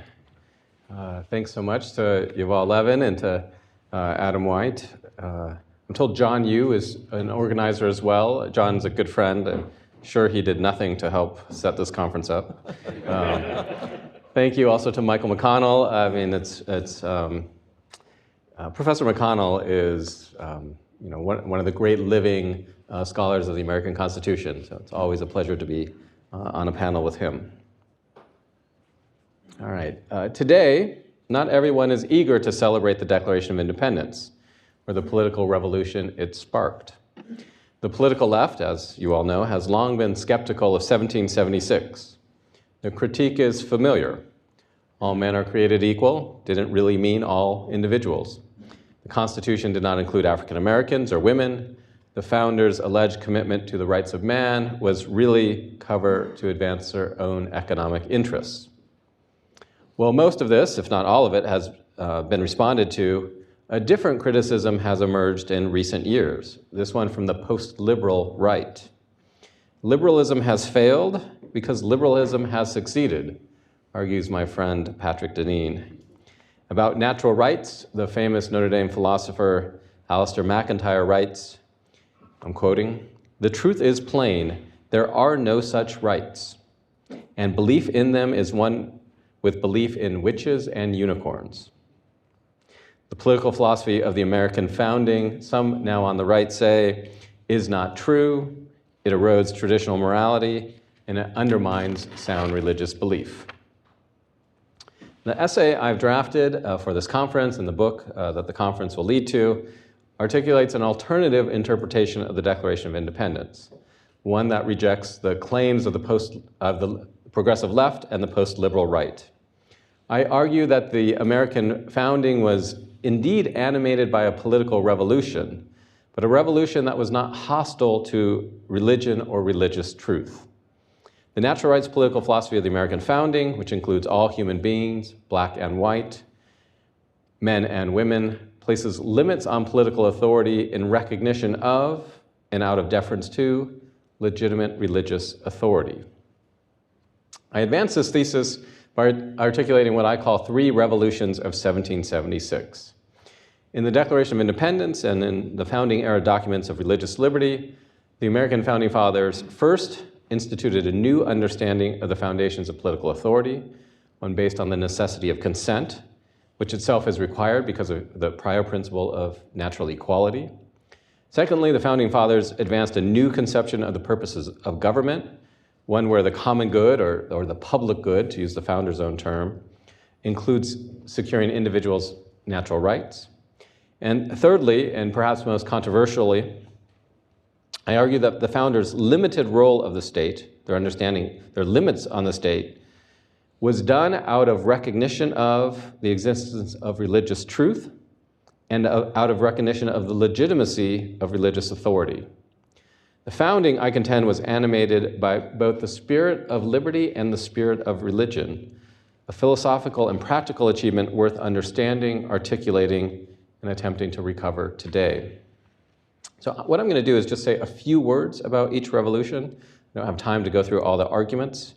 I've deliberately chosen the arguments or the conclusions that I think will might trigger my post-liberal friends. While the recognition of human equality and the corresponding principle that legitimate government is instituted via consent are in some sense modern political ideas, certainly modern political ideas, the founders derived these ideas from classical metaphysical premises. The founders' political philosophy presumes that human beings ought to be treated in accordance with the type of beings that they are, which is perceptible in our unique attributes and capacities. Aristotle would say you know the function of anything by what it alone does. So you know what's the function of the eye is to see with precision. Well, what is the nature of man? What is unique about human beings? Well, our reason and freedom. The founders adopted Thomas Aquinas' ontology, that being and goodness are convertible terms, that human excellence is found by uncovering what we truly are. The founders, in other words, derived a ought from an is. Human beings ought to be free, ought to have their rights, ought to be respected, because human beings, in their nature, are meant to be free beings. We have the capacity to exercise freedom. We are moral beings, and moral beings must be free. We are made by our Creator to be free. So what most distinguishes the founders from classical thinkers is not a different understanding of nature or even of natural law, but the founders' appreciation of and embrace of the equal human freedom as a central aspect of human nature. The founders advanced modern political ideals, but they had a classical understanding of the human person. Okay. That's the conclusion of my first revolution. Okay. On the revolution limiting political authority to the protection of natural rights. The limited ends of political authority is my second revolution of 1776. Today, I think most of us take for granted that government is not tasked with saving citizens' souls. But this truly was a revolution in the understanding of the purposes of government. It corresponds to and was developed from the precept that God does not directly grant political authority to any one man or any group of men. God, by design, leaves men free to organize himself politically, using the precepts of the natural moral law as their guidance. The natural moral law, including the natural rights of mankind. So the Creator endows human beings with reason and freedom, which entails both the ability to discern right from wrong and the capacity to organize his individual life and his political life according to rational principles of justice known by human reason. The Creator himself does not ordain a particular political governors, a particular legal code for political governance, or a divine constitution of government. In this sense, men truly are free, not free from the moral law or the demands of justice, but rather free to apprehend, know, and deliberately choose to live justly in political communities that they themselves devise. Now, let me anticipate an objection. Well, what do we do with Moses was a legislator. He gives his people a law. So this isn't this divine right. Didn't God appoint Moses? And then the question is, well, how did the Jewish people know Moses had the favor of God? How did they know? I mean, when I teach this at Notre Dame, I ask, and the students know who Moses is, but I'm like, look, you read the Hebrew scriptures, and they look at me like, we're Catholic. I'm like,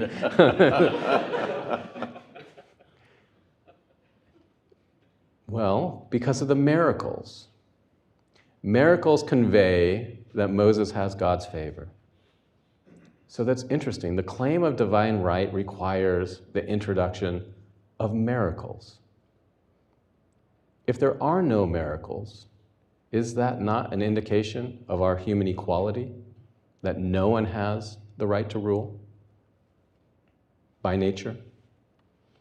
Okay, my third revolution. My third revolution is related to the limited purposes of the state. It's related to the second one. They're all related together. Securing political freedom and the proper limitations on the state's authority, I contend, do not imply indifference to religion or a commitment to neutrality towards religion. The founders believed that politics must remain limited, I suggest, because of the nature of religious truth and in recognition of the proper domain of religious authority. Here the founders stand in stark contrast to those today who say our politics and laws must be neutral towards religion or to comprehensive conceptions of the good. Such neutrality is often said to be a central tenet of liberalism, a prerequisite of any form of stable or sensible politics and stable, sensible church-state relations, especially in times of deep pluralism. The founders' natural rights republicanism, by contrast, starts with a fundamental and undeniable truth. It's a quotation from the 1776 Virginia Declaration of Civil Rights. This is the fundamental and undeniable truth, again quoting, that religion or the duty we owe to the Creator and the manner of discharging it can be directed only by reason and conviction, not force and violence. The founders grasped this truth about religion through biblical revelation and philosophical reasoning. Their philosophical argument holds that an omniscient, all-powerful deity who created mankind with the capacity of reason and free will would only find acceptable worship that exercised those capacities. The founders didn't quite put it this way, but I think it's fair to their thought. I think we can put it this way, that a God who created us with the capacity to adore him, to even love him, would settle for nothing less than our complete adoration or love. This full devotion, this adoration, this love of which human beings are capable of, can only be given freely. And thus freedom is a prerequisite of true religious worship. That true religious worship must be offered freely and cannot be coerced is the fundamental philosophical and theological insight that animated the founders' thinking on religious liberty in matters of church and state. That worship must be one's own. For it to be true worship means that the control and direction of one's religious beliefs and exercises, in a fundamental sense, must be truly one's own. A state dedicated to securing religious liberty for its citizens, accordingly, is not indifferent to religion. It's not neutral towards religion. It's a state that is committed to religious liberty. Committed to religious liberty because religious liberty is an essential aspect of religious truth. The state's absence of authority in matters of religion also enables parents and churches to exercise their respective authorities. Take the parental duty to care for every aspect of one's child's well-being, including the nurturing of his and her, the child's spiritual and religious development. It would be an abdication of parental authority, indeed of parental duties, to turn over the religious upbringing of one's own child to the state, to say, whatever the state wants, that's how my child will be raised. Parents have a duty to raise their children according to the religious truths that they understand to be true. Retaining authority over one's own religious beliefs is also to retain the authority over the formation of one's children's lives. And this is the core of the founders' understanding, their teaching about religious liberty. It's not only about protecting the rights of individuals, which of course it is, but also the duties we have to God, including the duties of parents to raise their children in the truth as they understand it. By restraining itself and by restraining government, recognizing the legitimate authority of the state implicitly recognizes this distinct and superior authority of religion. The absence of laws mandating specific religious belief or exercise, the absence of laws dictating a certain religious education of the young, the absence of laws regulating churches in their religious capacity. This is not a commitment to secularism. It's not a commitment to neutrality. It's not a matter of indifference to religion. Again, it's a commitment to religious liberty, which itself is grounded on a belief in religious truth, a truth accessible to human reason, that religious worship must be freely given. Okay, let me draw to a close here. Because political authority does not possess the mandate of divine authority, because we are governed by human beings who cannot do miracles, it must be founded on principles accessible to human reason. Above all, the truth that human beings are created equal, and therefore that legitimate government is instituted via consent. Consent, I should say, is a necessary, not sufficient consideration. I mean, consent is required, but government must be for the common good. Right? So consent is a necessary but not sufficient condition. These basic principles of political right, what I have called the revolutions of 1776, ordain politics to the protection of our natural and inalienable rights.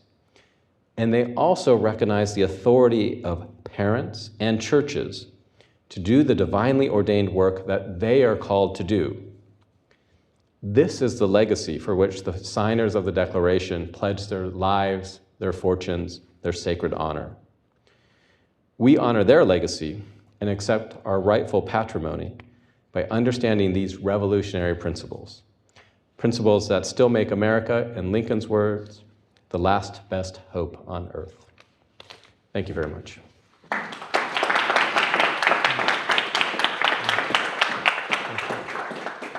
Thanks, Philip. Our next speaker is Michael McConnell. I've introduced Michael at other events from time to time, and it's always a challenge because it's impossible to do justice to his contributions to American constitutional law. Michael is the Richard and Frances Mallory Professor of Law at Stanford, where he also directs Stanford Law School's Constitutional Law Center. He's a senior fellow at the Hoover Institution.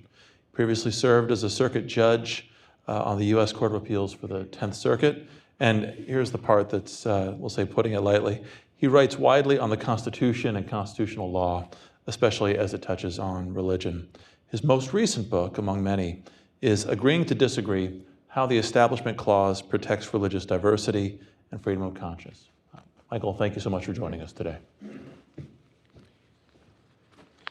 Thank you, Adam. Thank you, Yuval, for the invitation. Thank you, Philip, for that brilliant talk. And thanks to the audience for being here to listen to us. So Edmund Burke, in his speech on conciliation with the colonies, gave several explanations for why America had a spirit of liberty. And his point was that it was going to be very difficult for the British to prevail against a country that was animated as the Americans were. And he gives several explanations for this sort of sociological fact about America, but the key one had to do with religion. And so this is a very famous quote. I'm sure most of you have heard it before.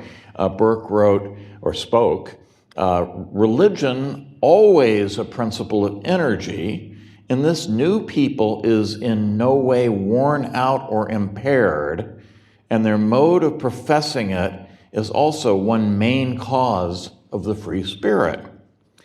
The people are Protestants," he says, "and of that kind which is the most adverse to all implicit submission of mind and opinion. All Protestantism, even the most cold and passive, is a sort of dissent," Burke said. "But the religion most prevalent in our northern colonies is a refinement on the principle of resistance. It is the dissidence of dissent and the Protestantism of the Protestant religion." I wanted to just take off and unpack Burke's point here and talk a little bit about the way in which religious belief and organization in colonial, late and independence era America did contribute to this free spirit and therefore to the American Revolution. But I think it's important to note that when we speak of religion, Burke knew, and of course we know and historians know, that it wasn't just one religion. America was even then one of the more religiously diverse communities. And indeed, a lot of that diversity was among Christian religious sects, as Rabbi Soloveitchik was reminding us just a few minutes ago. But those differences were profound, very important, and not all of the religion of America was supportive of the American Revolution. Basically, to oversimplify the religious demographics of America at the time of the Declaration of Independence, New England was overwhelmingly Congregationalist. That's the term that they were beginning to use instead of the term Puritan, but we're talking about the same group of people. Congregationalists were the successors, or the same as the Puritans, and they were a sect of Reformed Protestants deriving their theology from the teachings primarily of John Calvin, and they dominated New England. The Anglicans, the Church of England, dominated the South, and in fact, the Church of England was established by law in every one of the colonies south of Pennsylvania. So, and in much of the South, they were almost the only show in town, not quite, I'll talk about some of the others, but it was overwhelmingly Anglican. And there were also a number of Anglicans in the North. In metropolitan New York, the Church of England had a kind of dual establishment status with the Dutch Reformed Church. Then there were the Presbyterians, who were similarly descended from the theology of Calvin, but through Scotland.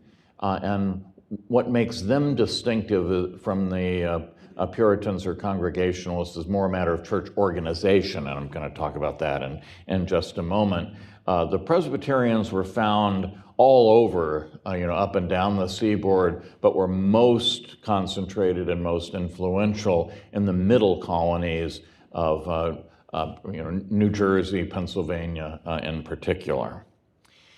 Then there were the Baptists, and they too are up and down the colony. They also are principally distinguished from other Protestants by virtue of church organization, but there was also built into Baptist theology a heightened sense of individualism.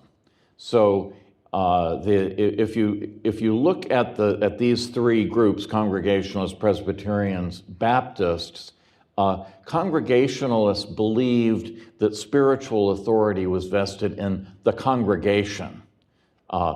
The Baptists believe that the spiritual authority is vested in each individual believer. And so it's a much more individualistic, much less communitarian model. And then the Presbyterians are a bit like the Congregationalists, except that they also have a federal theology, so that the organizational form in the Presbyterian Church is that the congregation elects a board of elders, and then they are represented in a higher body called the Senate, and ultimately at a national level, the General Assembly. So the elections begin, at the lowest level and ascend. Now, if that sounds a little bit like the United States Constitution, maybe that's not such a coincidence.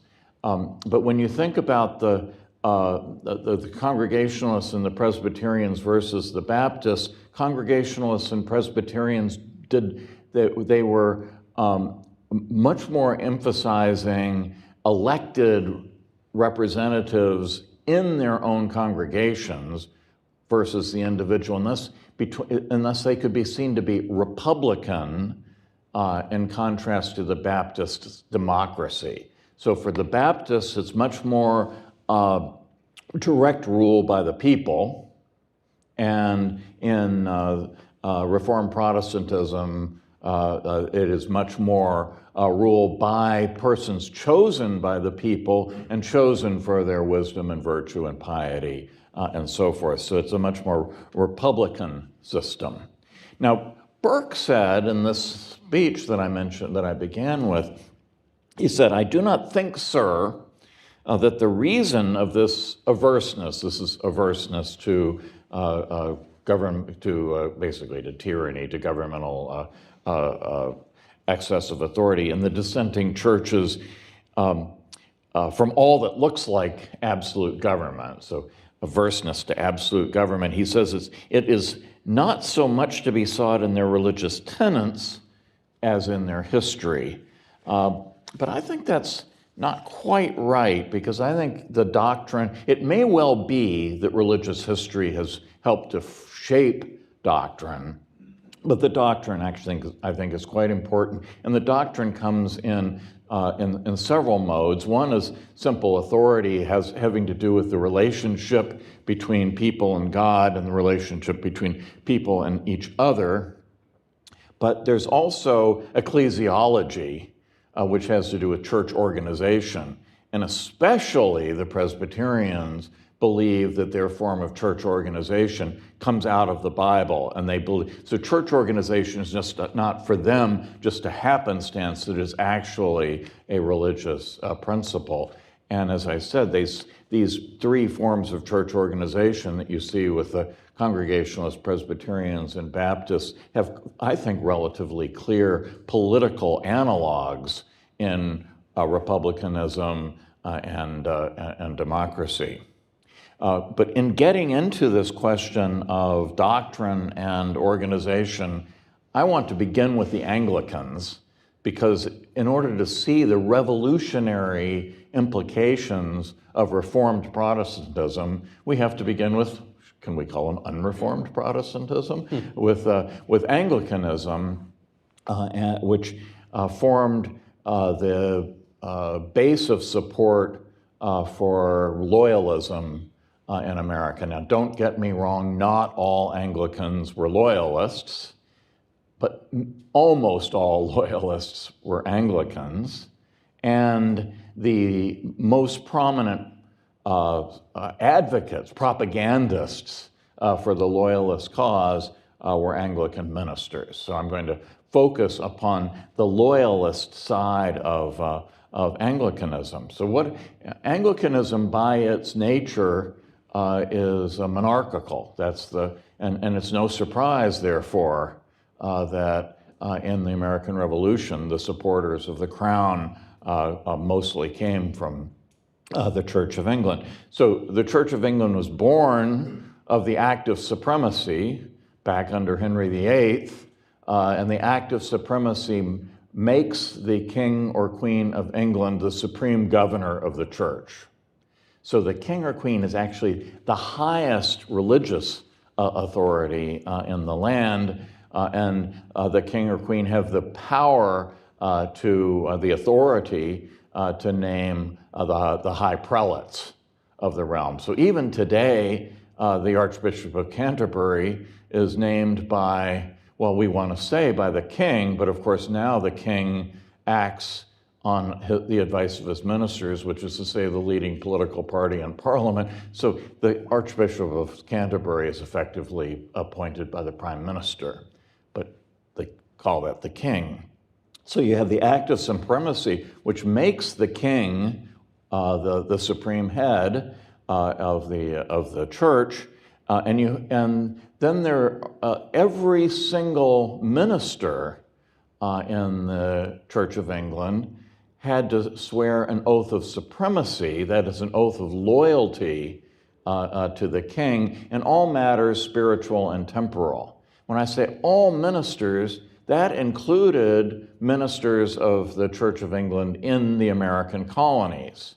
So they had to travel to London and take the oath of supremacy. Even if you're like a born and bred, Virginian, you still had to travel to London and take the oath of supremacy.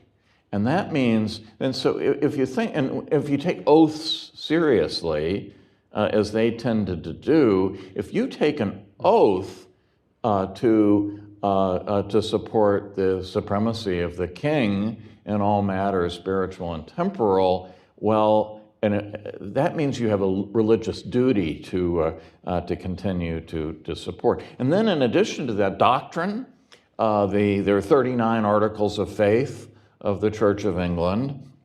Number 37 of the Articles of Faith states that the chief power over all estates, ecclesiastical or civil, is vested in the king or queen. And so the idea that the king is the is the supreme authority is built into the very fundament of the Church of England. One American Anglican minister, I think he was from Connecticut, wrote in 1774, and I quote, "The principles of submission and obedience to lawful authority are as inseparable from a sound, genuine member of the Church of England as any religious principle whatsoever." Right? So submission to lawful authority, it's just as important, according to this minister, as the propitiatory atonement of Christ, or any of the other tenets of the religion. Samuel Seabury, who would later become the first bishop in the Protestant Episcopal Church, the descendant of the Church of England after independence, wrote, and I quote, that considered in a religious view, God has committed to the sacred person of our royal sovereign the right and power to govern the British Empire. Right. So when we talk about religion and its importance to the American Revolution, we have to bear in mind that one of the most important religions, especially in the South, was contrary to the American Revolution, and as a result, and this had real results, so that there was a study made of the political views of every single Anglican minister between 1776 and 1783. And this scholar found that only 27% of Anglican ministers supported the revolution. And so, out of 93 Anglican ministers north of Maryland, only 5 supported the American Revolution. That's pretty striking when almost 100% of the Congregationalist and Presbyterian ministers were supportive of the revolution. And by the way, many Anglican ministers were driven out of their pulpits by patriot congregations. They were threatened with violence. They were horsewhipped in some cases, tarred and feathered, threatened with violence, and 25% of them were driven out of the country into exile. Contrast that then with dissenting Protestant doctrine. What were the doctrines that led dissenting Protestants, the Reformed Protestant tradition, Congregationalists, Presbyterians, Baptists especially, to have a revolutionary tone? So a lot of this has to do with authority and how each individual person comes to understand the truth. And so, at the centerpiece of Protestantism was the authority of Scripture. When you think of Martin Luther, right, sola scriptura, it's the authority of Scripture as opposed to the teaching authority of the church. And so there was a doctrine called the priesthood of all believers, which is that everyone has the ability and the duty to pick up the Bible and read it for themselves, right? Yes, ministers may be well trained, they may go to theology school, they can help their congregations to understand the scripture, but they are, in the Presbyterian church, the title of minister is actually teaching elder. So they are teachers. You learn from them, but they are not in authority. They're not a spiritual authority. Each individual person is an authority, this has important sociological effects having to do, for example, with literacy, because if you believe that everyone has the duty to read the scripture for themselves, they need to be able to read. And so, as it happens around, I thought this is a very interesting statistic, around 1700, Massachusetts, which is it was a primitive economy, not a wealthy place, that even women in Massachusetts had a higher literacy rate than men did back in Britain. And in a sense, the printing press, which made Bibles and religious pamphlets widely available, was the essential technology that made the Protestant Reformation possible. And then there's this heavy emphasis upon the sovereignty of God. And if you really believe seriously in the sovereignty of God, well, that means kings are something subordinate to that. Any government is subordinate to that. And so God's standards become a standard from which one is able to criticize the conduct of government. Church organization. So in the congregational churches, the congregation is this essential body, and those decisions are made by the members of the church, not by some selected few, not by an ordained clerk, certainly not by a bishop. There's no bishop, right? It's a bottom-up system of authority. It's so easy to see how, if you believe that authority in an important matter comes from the people and it bubbles up, that is the essential thing that makes the difference between a republic and the monarchy. And then the idea of covenant, which Rabbi Soloveitchik also refers to, is extremely important, because if you believe that God covenants with his people, the people are constituted by this covenant, and I love the definition which the rabbi read to us. So this is prior to Locke, it is prior to Hobbes, and yet it is essentially the idea of the social contract. So no, God doesn't invest King George with authority. The people have covenanted to form a society, and that means that it's the laws that create the king, the laws that are created by this covenantal society that sustain the king. It doesn't mean you can't have a king, but it means that the king is created by the law rather than the king being the whole source of the law. And that means you can hold the king responsible for the laws. And so when every king, as we just saw this so recently with King Charles, they swear oaths to to enforce and defend the laws of England. So the Americans were convinced that King George and Parliament were violating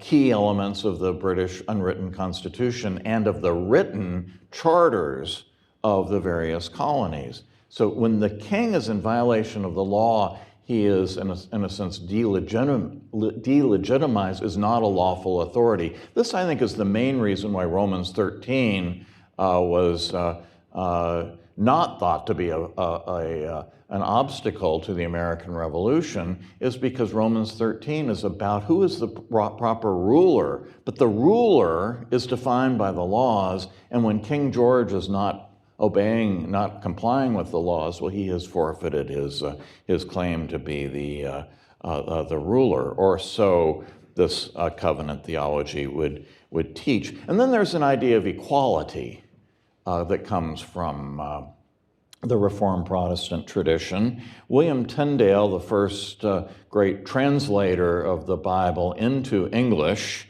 was he wrote to a scholar who criticized this. Translating into the vernacular is so important because it means that ordinary people will be able to read and understand it for themselves. If it's all in Latin, then you have to depend upon the clergy to tell you what it means because you don't even speak the language. So Tyndale's response to this critic, the scholar critic, was, quote, "If God spare my life, ere many years, I will cause a boy that driveth the plow shall know more of the scriptures than thou dost." If you translate the Bible, a boy driving the plow will be able to understand the scriptures better than a scholar now does. The Westminster Catechism of Faith, which is the principal doctrinal set of beliefs for Presbyterianism, reads as follows: "Those things which are necessary to be known, believed, and observed for salvation are so clearly propounded and open in some place of Scripture or other that not only the learned but the unlearned, in a due use of the ordinary means, may attain a sufficient understanding of them." So this is a subversive idea. This is the idea that everyone, ordinary people, have access to truths about the most fundamental truths about the universe. And so, if you believe these things, right, it is natural and normal and expected, and maybe even a duty to God.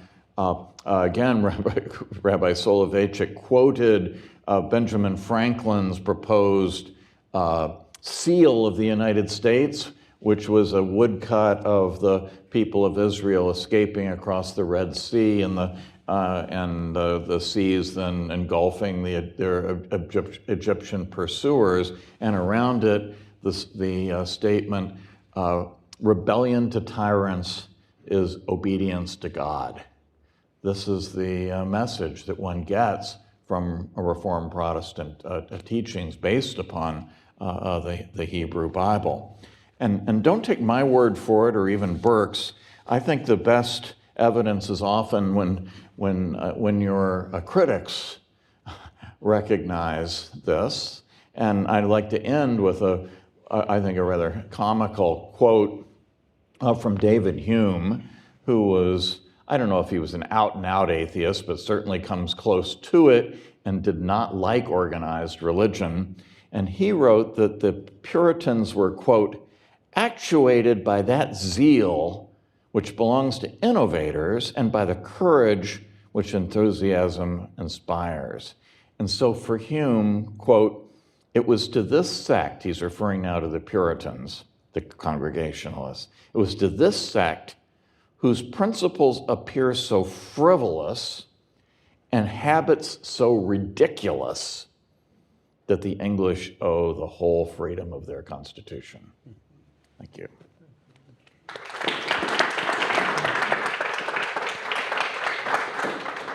I have a few questions for both of you, and as with the last session, we'll open the floor up. I want to start with you, Philip. You give an account of the relationship between religion and the early Americans' concept of natural rights. And I wonder how the causal relationship goes here. Is it just that Americans developed a political sense of their natural rights as an outgrowth of religion? Or did it work the other way? Did they develop a political sense of natural right and come to develop a vocabulary for it, which was more and more sort of a religious vocabulary, or was it both? Well, no, it's a very good question and a very difficult question, but I think Madison says, I believe it's Madison, it could be, I'm almost certain it's Madison. He says, from nature to nature's God is how we learn about, is how we do natural theology. And so you ask, what is the foundation of natural rights? Is it a religious foundation? And I think if God is, if the Creator is the author of nature, we can know something about His will, His design, through studying human nature. So the study of human nature is done philosophically, or through reasoning about human nature. Is that religion or philosophy? Well, it's natural theology. So it's both. It's the use of reason, so it's not turning to Scripture. So they don't turn to Scripture to understand our natural rights. But turning to philosophy is not understood as opposed to understanding the design of the Creator. Thanks, Michael. A similar question. Oh, please. Can I just jump in on this? Please. I don't have any disagreement with what Philip has said, but I think there's another side to this that we shouldn't overlook, and that is their arguments directly from Scripture and not solely from natural theology. And the way this tended to go is in the several hundred years leading up to the American Revolution, and I should, by the way, footnote here, I have been schooled on this, what I'm about to say, by John Whitty's work, which I strongly recommend on this topic. My favorite of his books is called The Reformation of Rights. That's a double entendre, Reformation, meaning that how did the Protestant Reformation come, how did it evolve and understand such a robust understanding of rights? And there's an obligation to obey the authorities, yes. Romans 13 is right there in the Bible. You can find it for yourselves if you have a copy. But God's commands are superior, and if the law tells you to do something which violates God's commands, you have to obey God rather than the king, and that too we can find in the book of Acts, where Peter and Paul are both, of course, imprisoned for following God's commands instead of the emperor's, and they begin with the Ten Commandments. And Philip was talking about parents and how they have a duty. Well, that's to be found in the Ten Commandments. If parents, in fact, so children have a duty to obey their parents, and parents have the duty to bring up their children in the faith. Well, if the government is telling you to do something else, well, you have a duty to violate, and rights are derived from duties. And so in this Protestant tradition from the Ten Commandments, they become increasingly innovative, and I'm not going to tell you every one of their arguments is extremely persuasive, but they derive many of the rights that are now in our Bill of Rights and that are considered fundamental liberties from duties that are based in the Ten Commandments. Anything to add? No, I think that's right. I mean, I naturally focus on Madison, Jefferson, Washington, but I mean, Joe American in 1776 is hearing it from the pulpit, right? It's really in the political sermons during the founding era where you see everything. I agree with everything with what Michael said. So. The political sermon's so important. We don't think about this very much, but of the published pamphlets on political matters, Ellis Sandos is the great expert on this, and I think he said that 80% of the published pamphlets on political matters were in fact reprints of sermons. Michael, I want to ask you a question similar to the one I originally posed to Philip. Early in your remarks, you touched on the organization of various American Christian denominations and analogized them to different political organizations. I'm curious, as America went through this founding period, an era of both sort of rethinking its relationship to England, but then also rethinking its relationship to one another in the form of state constitutions. Not to put you on the spot, but did that era have any sort of similar effect in the other direction, back towards American religion itself? Is it just that Americans had this basis of religious organization and proceeded to make constitutions and then move forward? Or did this have any kind of rebound effect into American religiosity? Well, it does have a rebound effect, mostly unfortunate, I think, but not at the founding, because we didn't have, Republican institutions until after independence and after the original state constitutions and federal constitution. But the idea that the only legitimate form of organization is based upon the people electing their leaders, that's fine as long as you're a Presbyterian or a Congregationalist or a Baptist. It's not fine if you're a Roman Catholic. And there are not very many Roman Catholics at the time of independence, but they begin, coming in very large numbers. There were a lot, just not in America. Starting church. I'm sorry. So there were a lot, just not in America. Well, that's what I meant. In America, about 2% of the population in America. But as they come and they form churches, first of all, Catholics just came, and they didn't wait for Rome to tell them to build it. They built Catholic churches themselves with their own money, and they absorbed this essentially Protestant Republican idea that churches should be run by the people, which is quite contrary to the idea that you have a top-down authority from Pope to Bishop to priests, and all for I forget how long it was, close to a century. There are major disputes over whether Catholics can be permitted to have a form of organization for Catholic churches which is consistent with their ecclesiology. This is fought out in major cities all over America. Eventually, the Catholics went out, but a lot of Protestants believed that that it was somehow like unrepublican or illegitimate for Catholics to be able to govern themselves in this way. Philip, I was going to ask you about this, and not just because you began with a reference to your Notre Dame colleague, Patrick Deneen, but how does Catholicism fit into your sense of the American founding and religion? A lot of talk about Protestantism, but I recall from your introduction you do teach at Notre Dame, and I also being Catholic, I suppose I can press you on this a little bit. How does Catholicism fit into this? I don't know that Catholicism influences the founding so much, but on the rebound effect, some might say that these truths of the founding are certainly within the Catholic tradition. One can go back very deeply and find them there,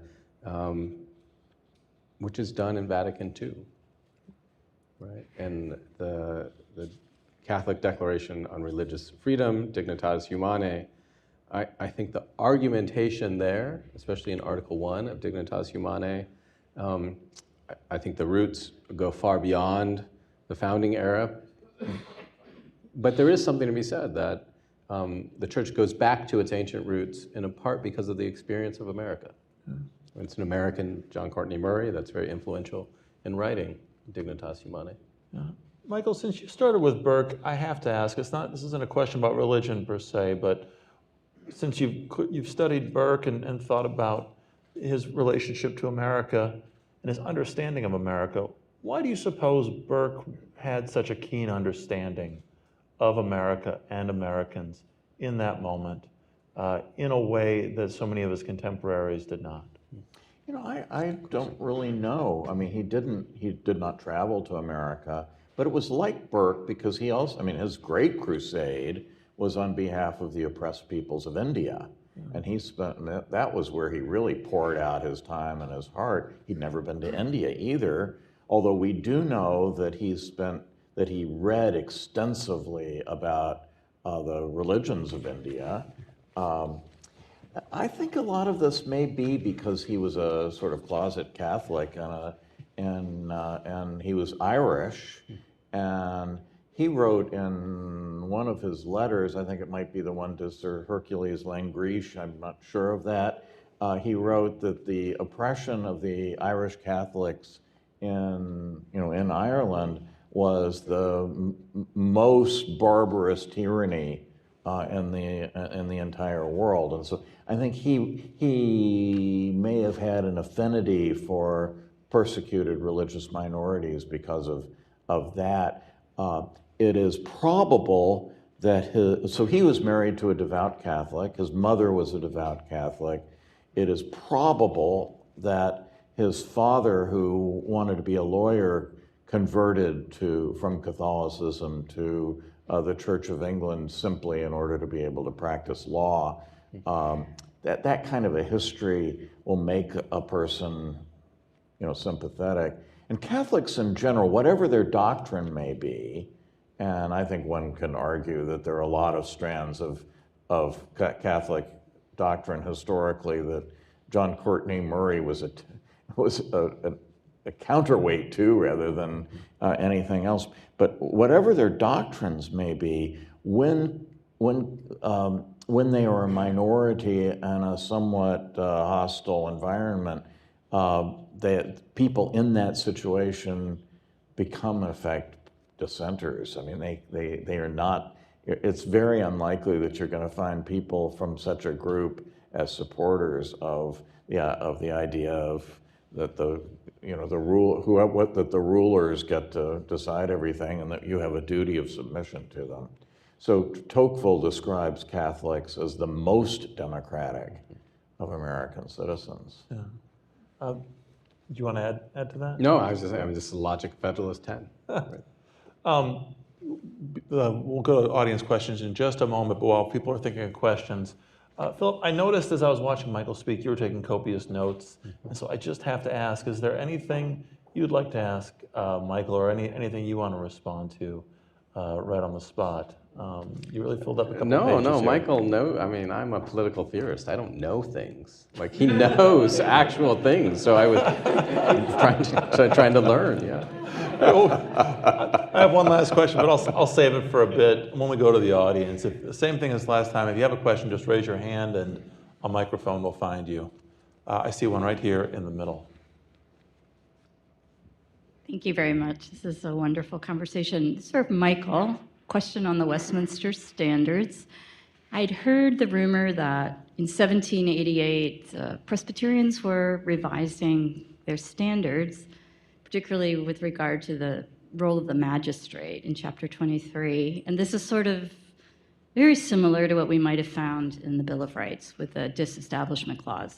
And I was just curious, is it true that there was some cross-fertilization going on between the Presbyterian Assembly as well as those constitutional conversations in Philadelphia?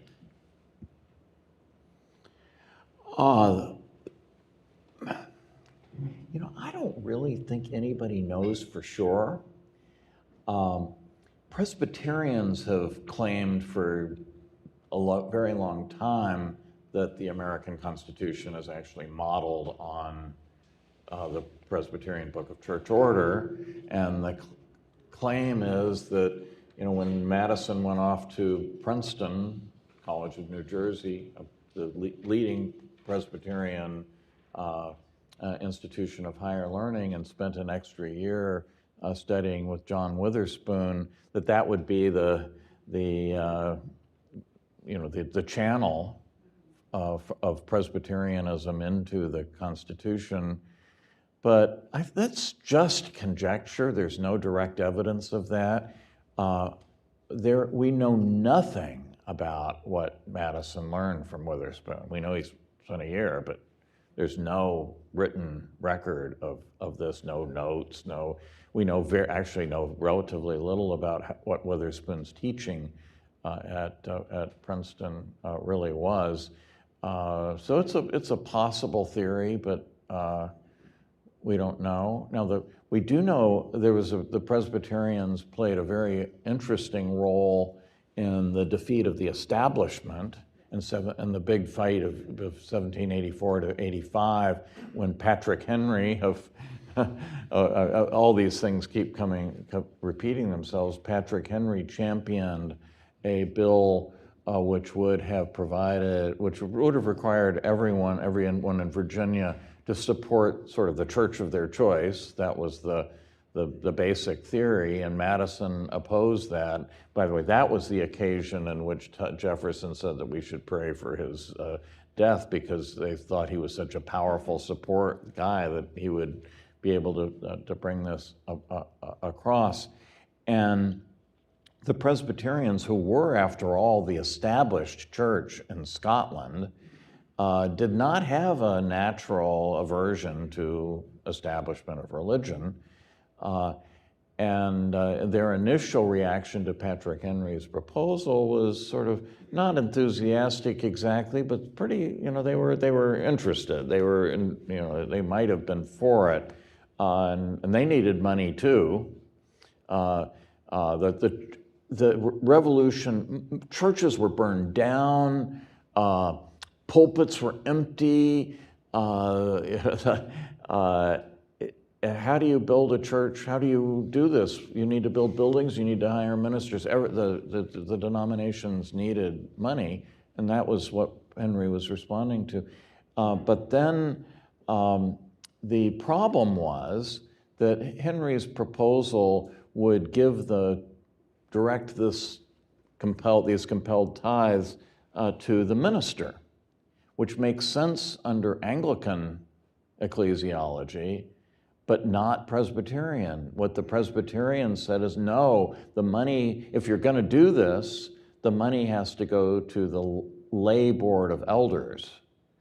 And once you begin thinking about how this system would be administered consistently with, the organization of various churches, you realize it's really not, there isn't a solution. And so the Presbyterians turned against it, and that was really the decisive political moment. The Baptists were against it all along. When the Presbyterians joined the opposition, that's when the anti-establishment, the disestablishmentarian position came to prevail. I knew that. Would you like to continue? No, that's all I knew. That's a great question. Any other hands? There's one over here. I see over here too. Hey, question that I'd love to hear both of you comment on if you're willing. So it's clear from the comments that both of you gave that you're both rejecting the sort of post-liberal opinion about the founding that sort of reads the American founding as pretty closely tied to the French Revolution and says that they're sort of both headed in the same direction. I'm wondering how you feel or think about Rabbi Soloveitchik's position that he represented so eloquently, that there are two streams, one represented by Jefferson, one represented by Adams, that make up the strength of the American Revolution and its founding ideals, where you have the Jefferson position that does push toward the French Revolution, but the other is this sort of covenantal, older, more religious thing. And just in relation to that, I wonder how the comment that Michael McConnell ended from Hume might relate to the point that Abraham Kuyper, the Dutch theologian and statesman, makes in his 1898 Stone Lectures, when he draws a very sharp distinction between the American and French revolutions, and says that the founding ideals that we get in the American Revolution are very much the product of the Calvinist wing of the Reformation, and that the French Revolution is something of an entirely different nature that borrows but also distorts those ideals and comes much later. And so if that's a more accurate view, then what do you do with Jefferson and with those, is that sort of a very minority stream within the American founding generation, or do you see those two sort of competing principles of the sort of French laïcité, secularism, with the covenantal theology already present with the founders? Philip? So let me preface my answer with a sort of methodological point, which is Your question in a way anticipates, and a lot of the discussion anticipates, where did the founders get these ideas from? And that's not really how I try to think about things. The way I focus my work on, I just look at what they say. So was their thought deeply Presbyterian or Calvinist or Reformed or not? When you take someone like Madison, he doesn't say, this is where my thought comes from. And so the focus of my work is, let's just start with what they say and see if we can make sense of that. It's not to say I'm not interested in, oh, well, he says this and it resonates with this tradition. I'm very interested in that. But that's not that intellectual history is not my specialty. So here's what I'd say about the American Revolution and the French Revolution. The American Revolution, the natural rights thinking was always guided by the idea of a natural moral law. Hamilton, I have no idea where he got his thought from, but Hamilton says our natural rights are part of the natural moral law. There's a law of right and wrong, a moral law. Natural rights are part of it. Natural rights are bound by it. So let me translate that in a very simple example, which you all understand. Why can't we yell fire in a crowded theater? Why is that? Is that an exception to freedom of speech? And the answer is no, of course not. It's not part of the freedom of speech to speak falsely, libel, for example, or to create a dangerous situation. Because your natural right to free speech, like all natural rights, is bounded by the law of nature.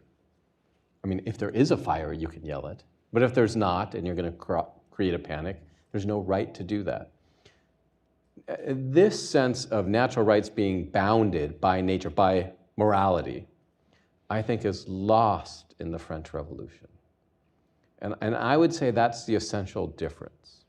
And I think that resonates with what was said earlier, and whether that's covenantal or not, I don't want to comment on, because I don't think that's not how the founders themselves spoke about things.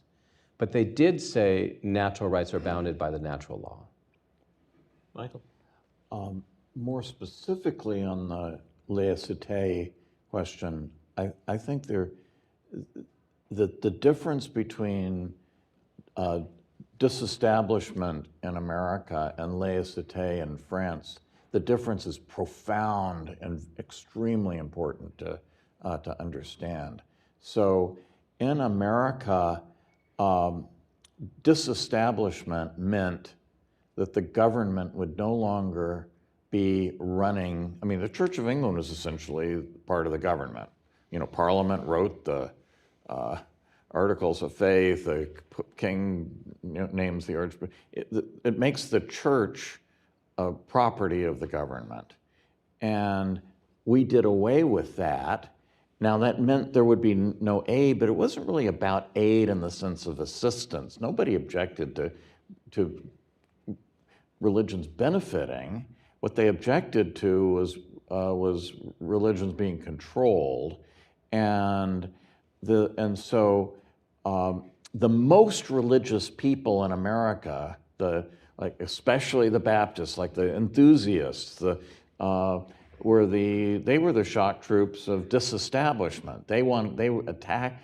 So disestablishment was not driven by secularism. It was driven by a desire to free the various churches from the heavy hand of government, and they expected, and they were right, that religion would flourish as a result of disestablishment.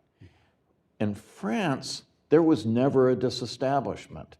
Prior to a revolution, Gallicanism, basically the French government ran the Catholic Church in France, and the church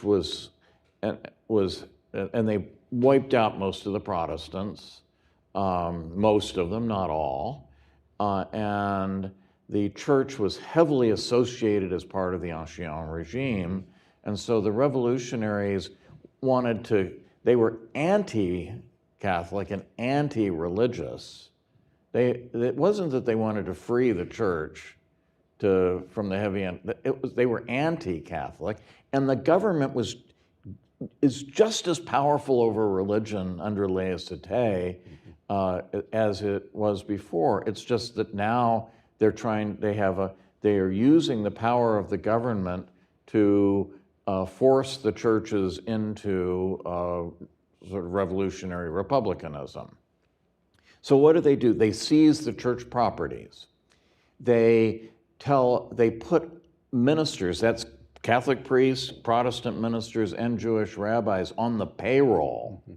They become employees of the state, but only if they swear an oath of allegiance to the new Republican order, and thousands of them don't. So that's why so many clergy were guillotined and executed in the Revolution. They take over Notre Dame. Do you know about this? I think this is so striking. They turn the Cathedral of Notre Dame into the Temple of Reason, and they have this, just shockingly idolatrous ceremony in which they dress up this buxom young French woman as the Spirit of Liberty, and this is all going on. They've taken over Notre Dame and turned it into a religion of the Revolution. That is not disestablishment. That is establishment of a different religion, namely the religion of the Revolution. There could not be anything more different than our disestablishment and what goes on in France. We're up against time. The last question I would have asked would have been, given that we've spent the afternoon discussing the relationship between individuals and the state, church and faith, either of you, since you both teach in law schools, if you wanted to offer any suggestions on how the Supreme Court might reform current sort of legal doctrines to bring it back towards the sort of roots that we describe here, but we don't have time for that. But I do know that you do more than hint at these things in your most recent books. So I'd encourage everybody to read Michael and Philip's most recent books. I'd also encourage you to read the first volume in our series here in the We Hold These Truths series. There are some initial copies here, and the official release date is October 1st. The first volume, we had a conference last year for it, was Democracy and the American Revolution. This will give you a sense of the volumes to come. But thanks everybody for joining us today, and please join me once more in thanking our speakers.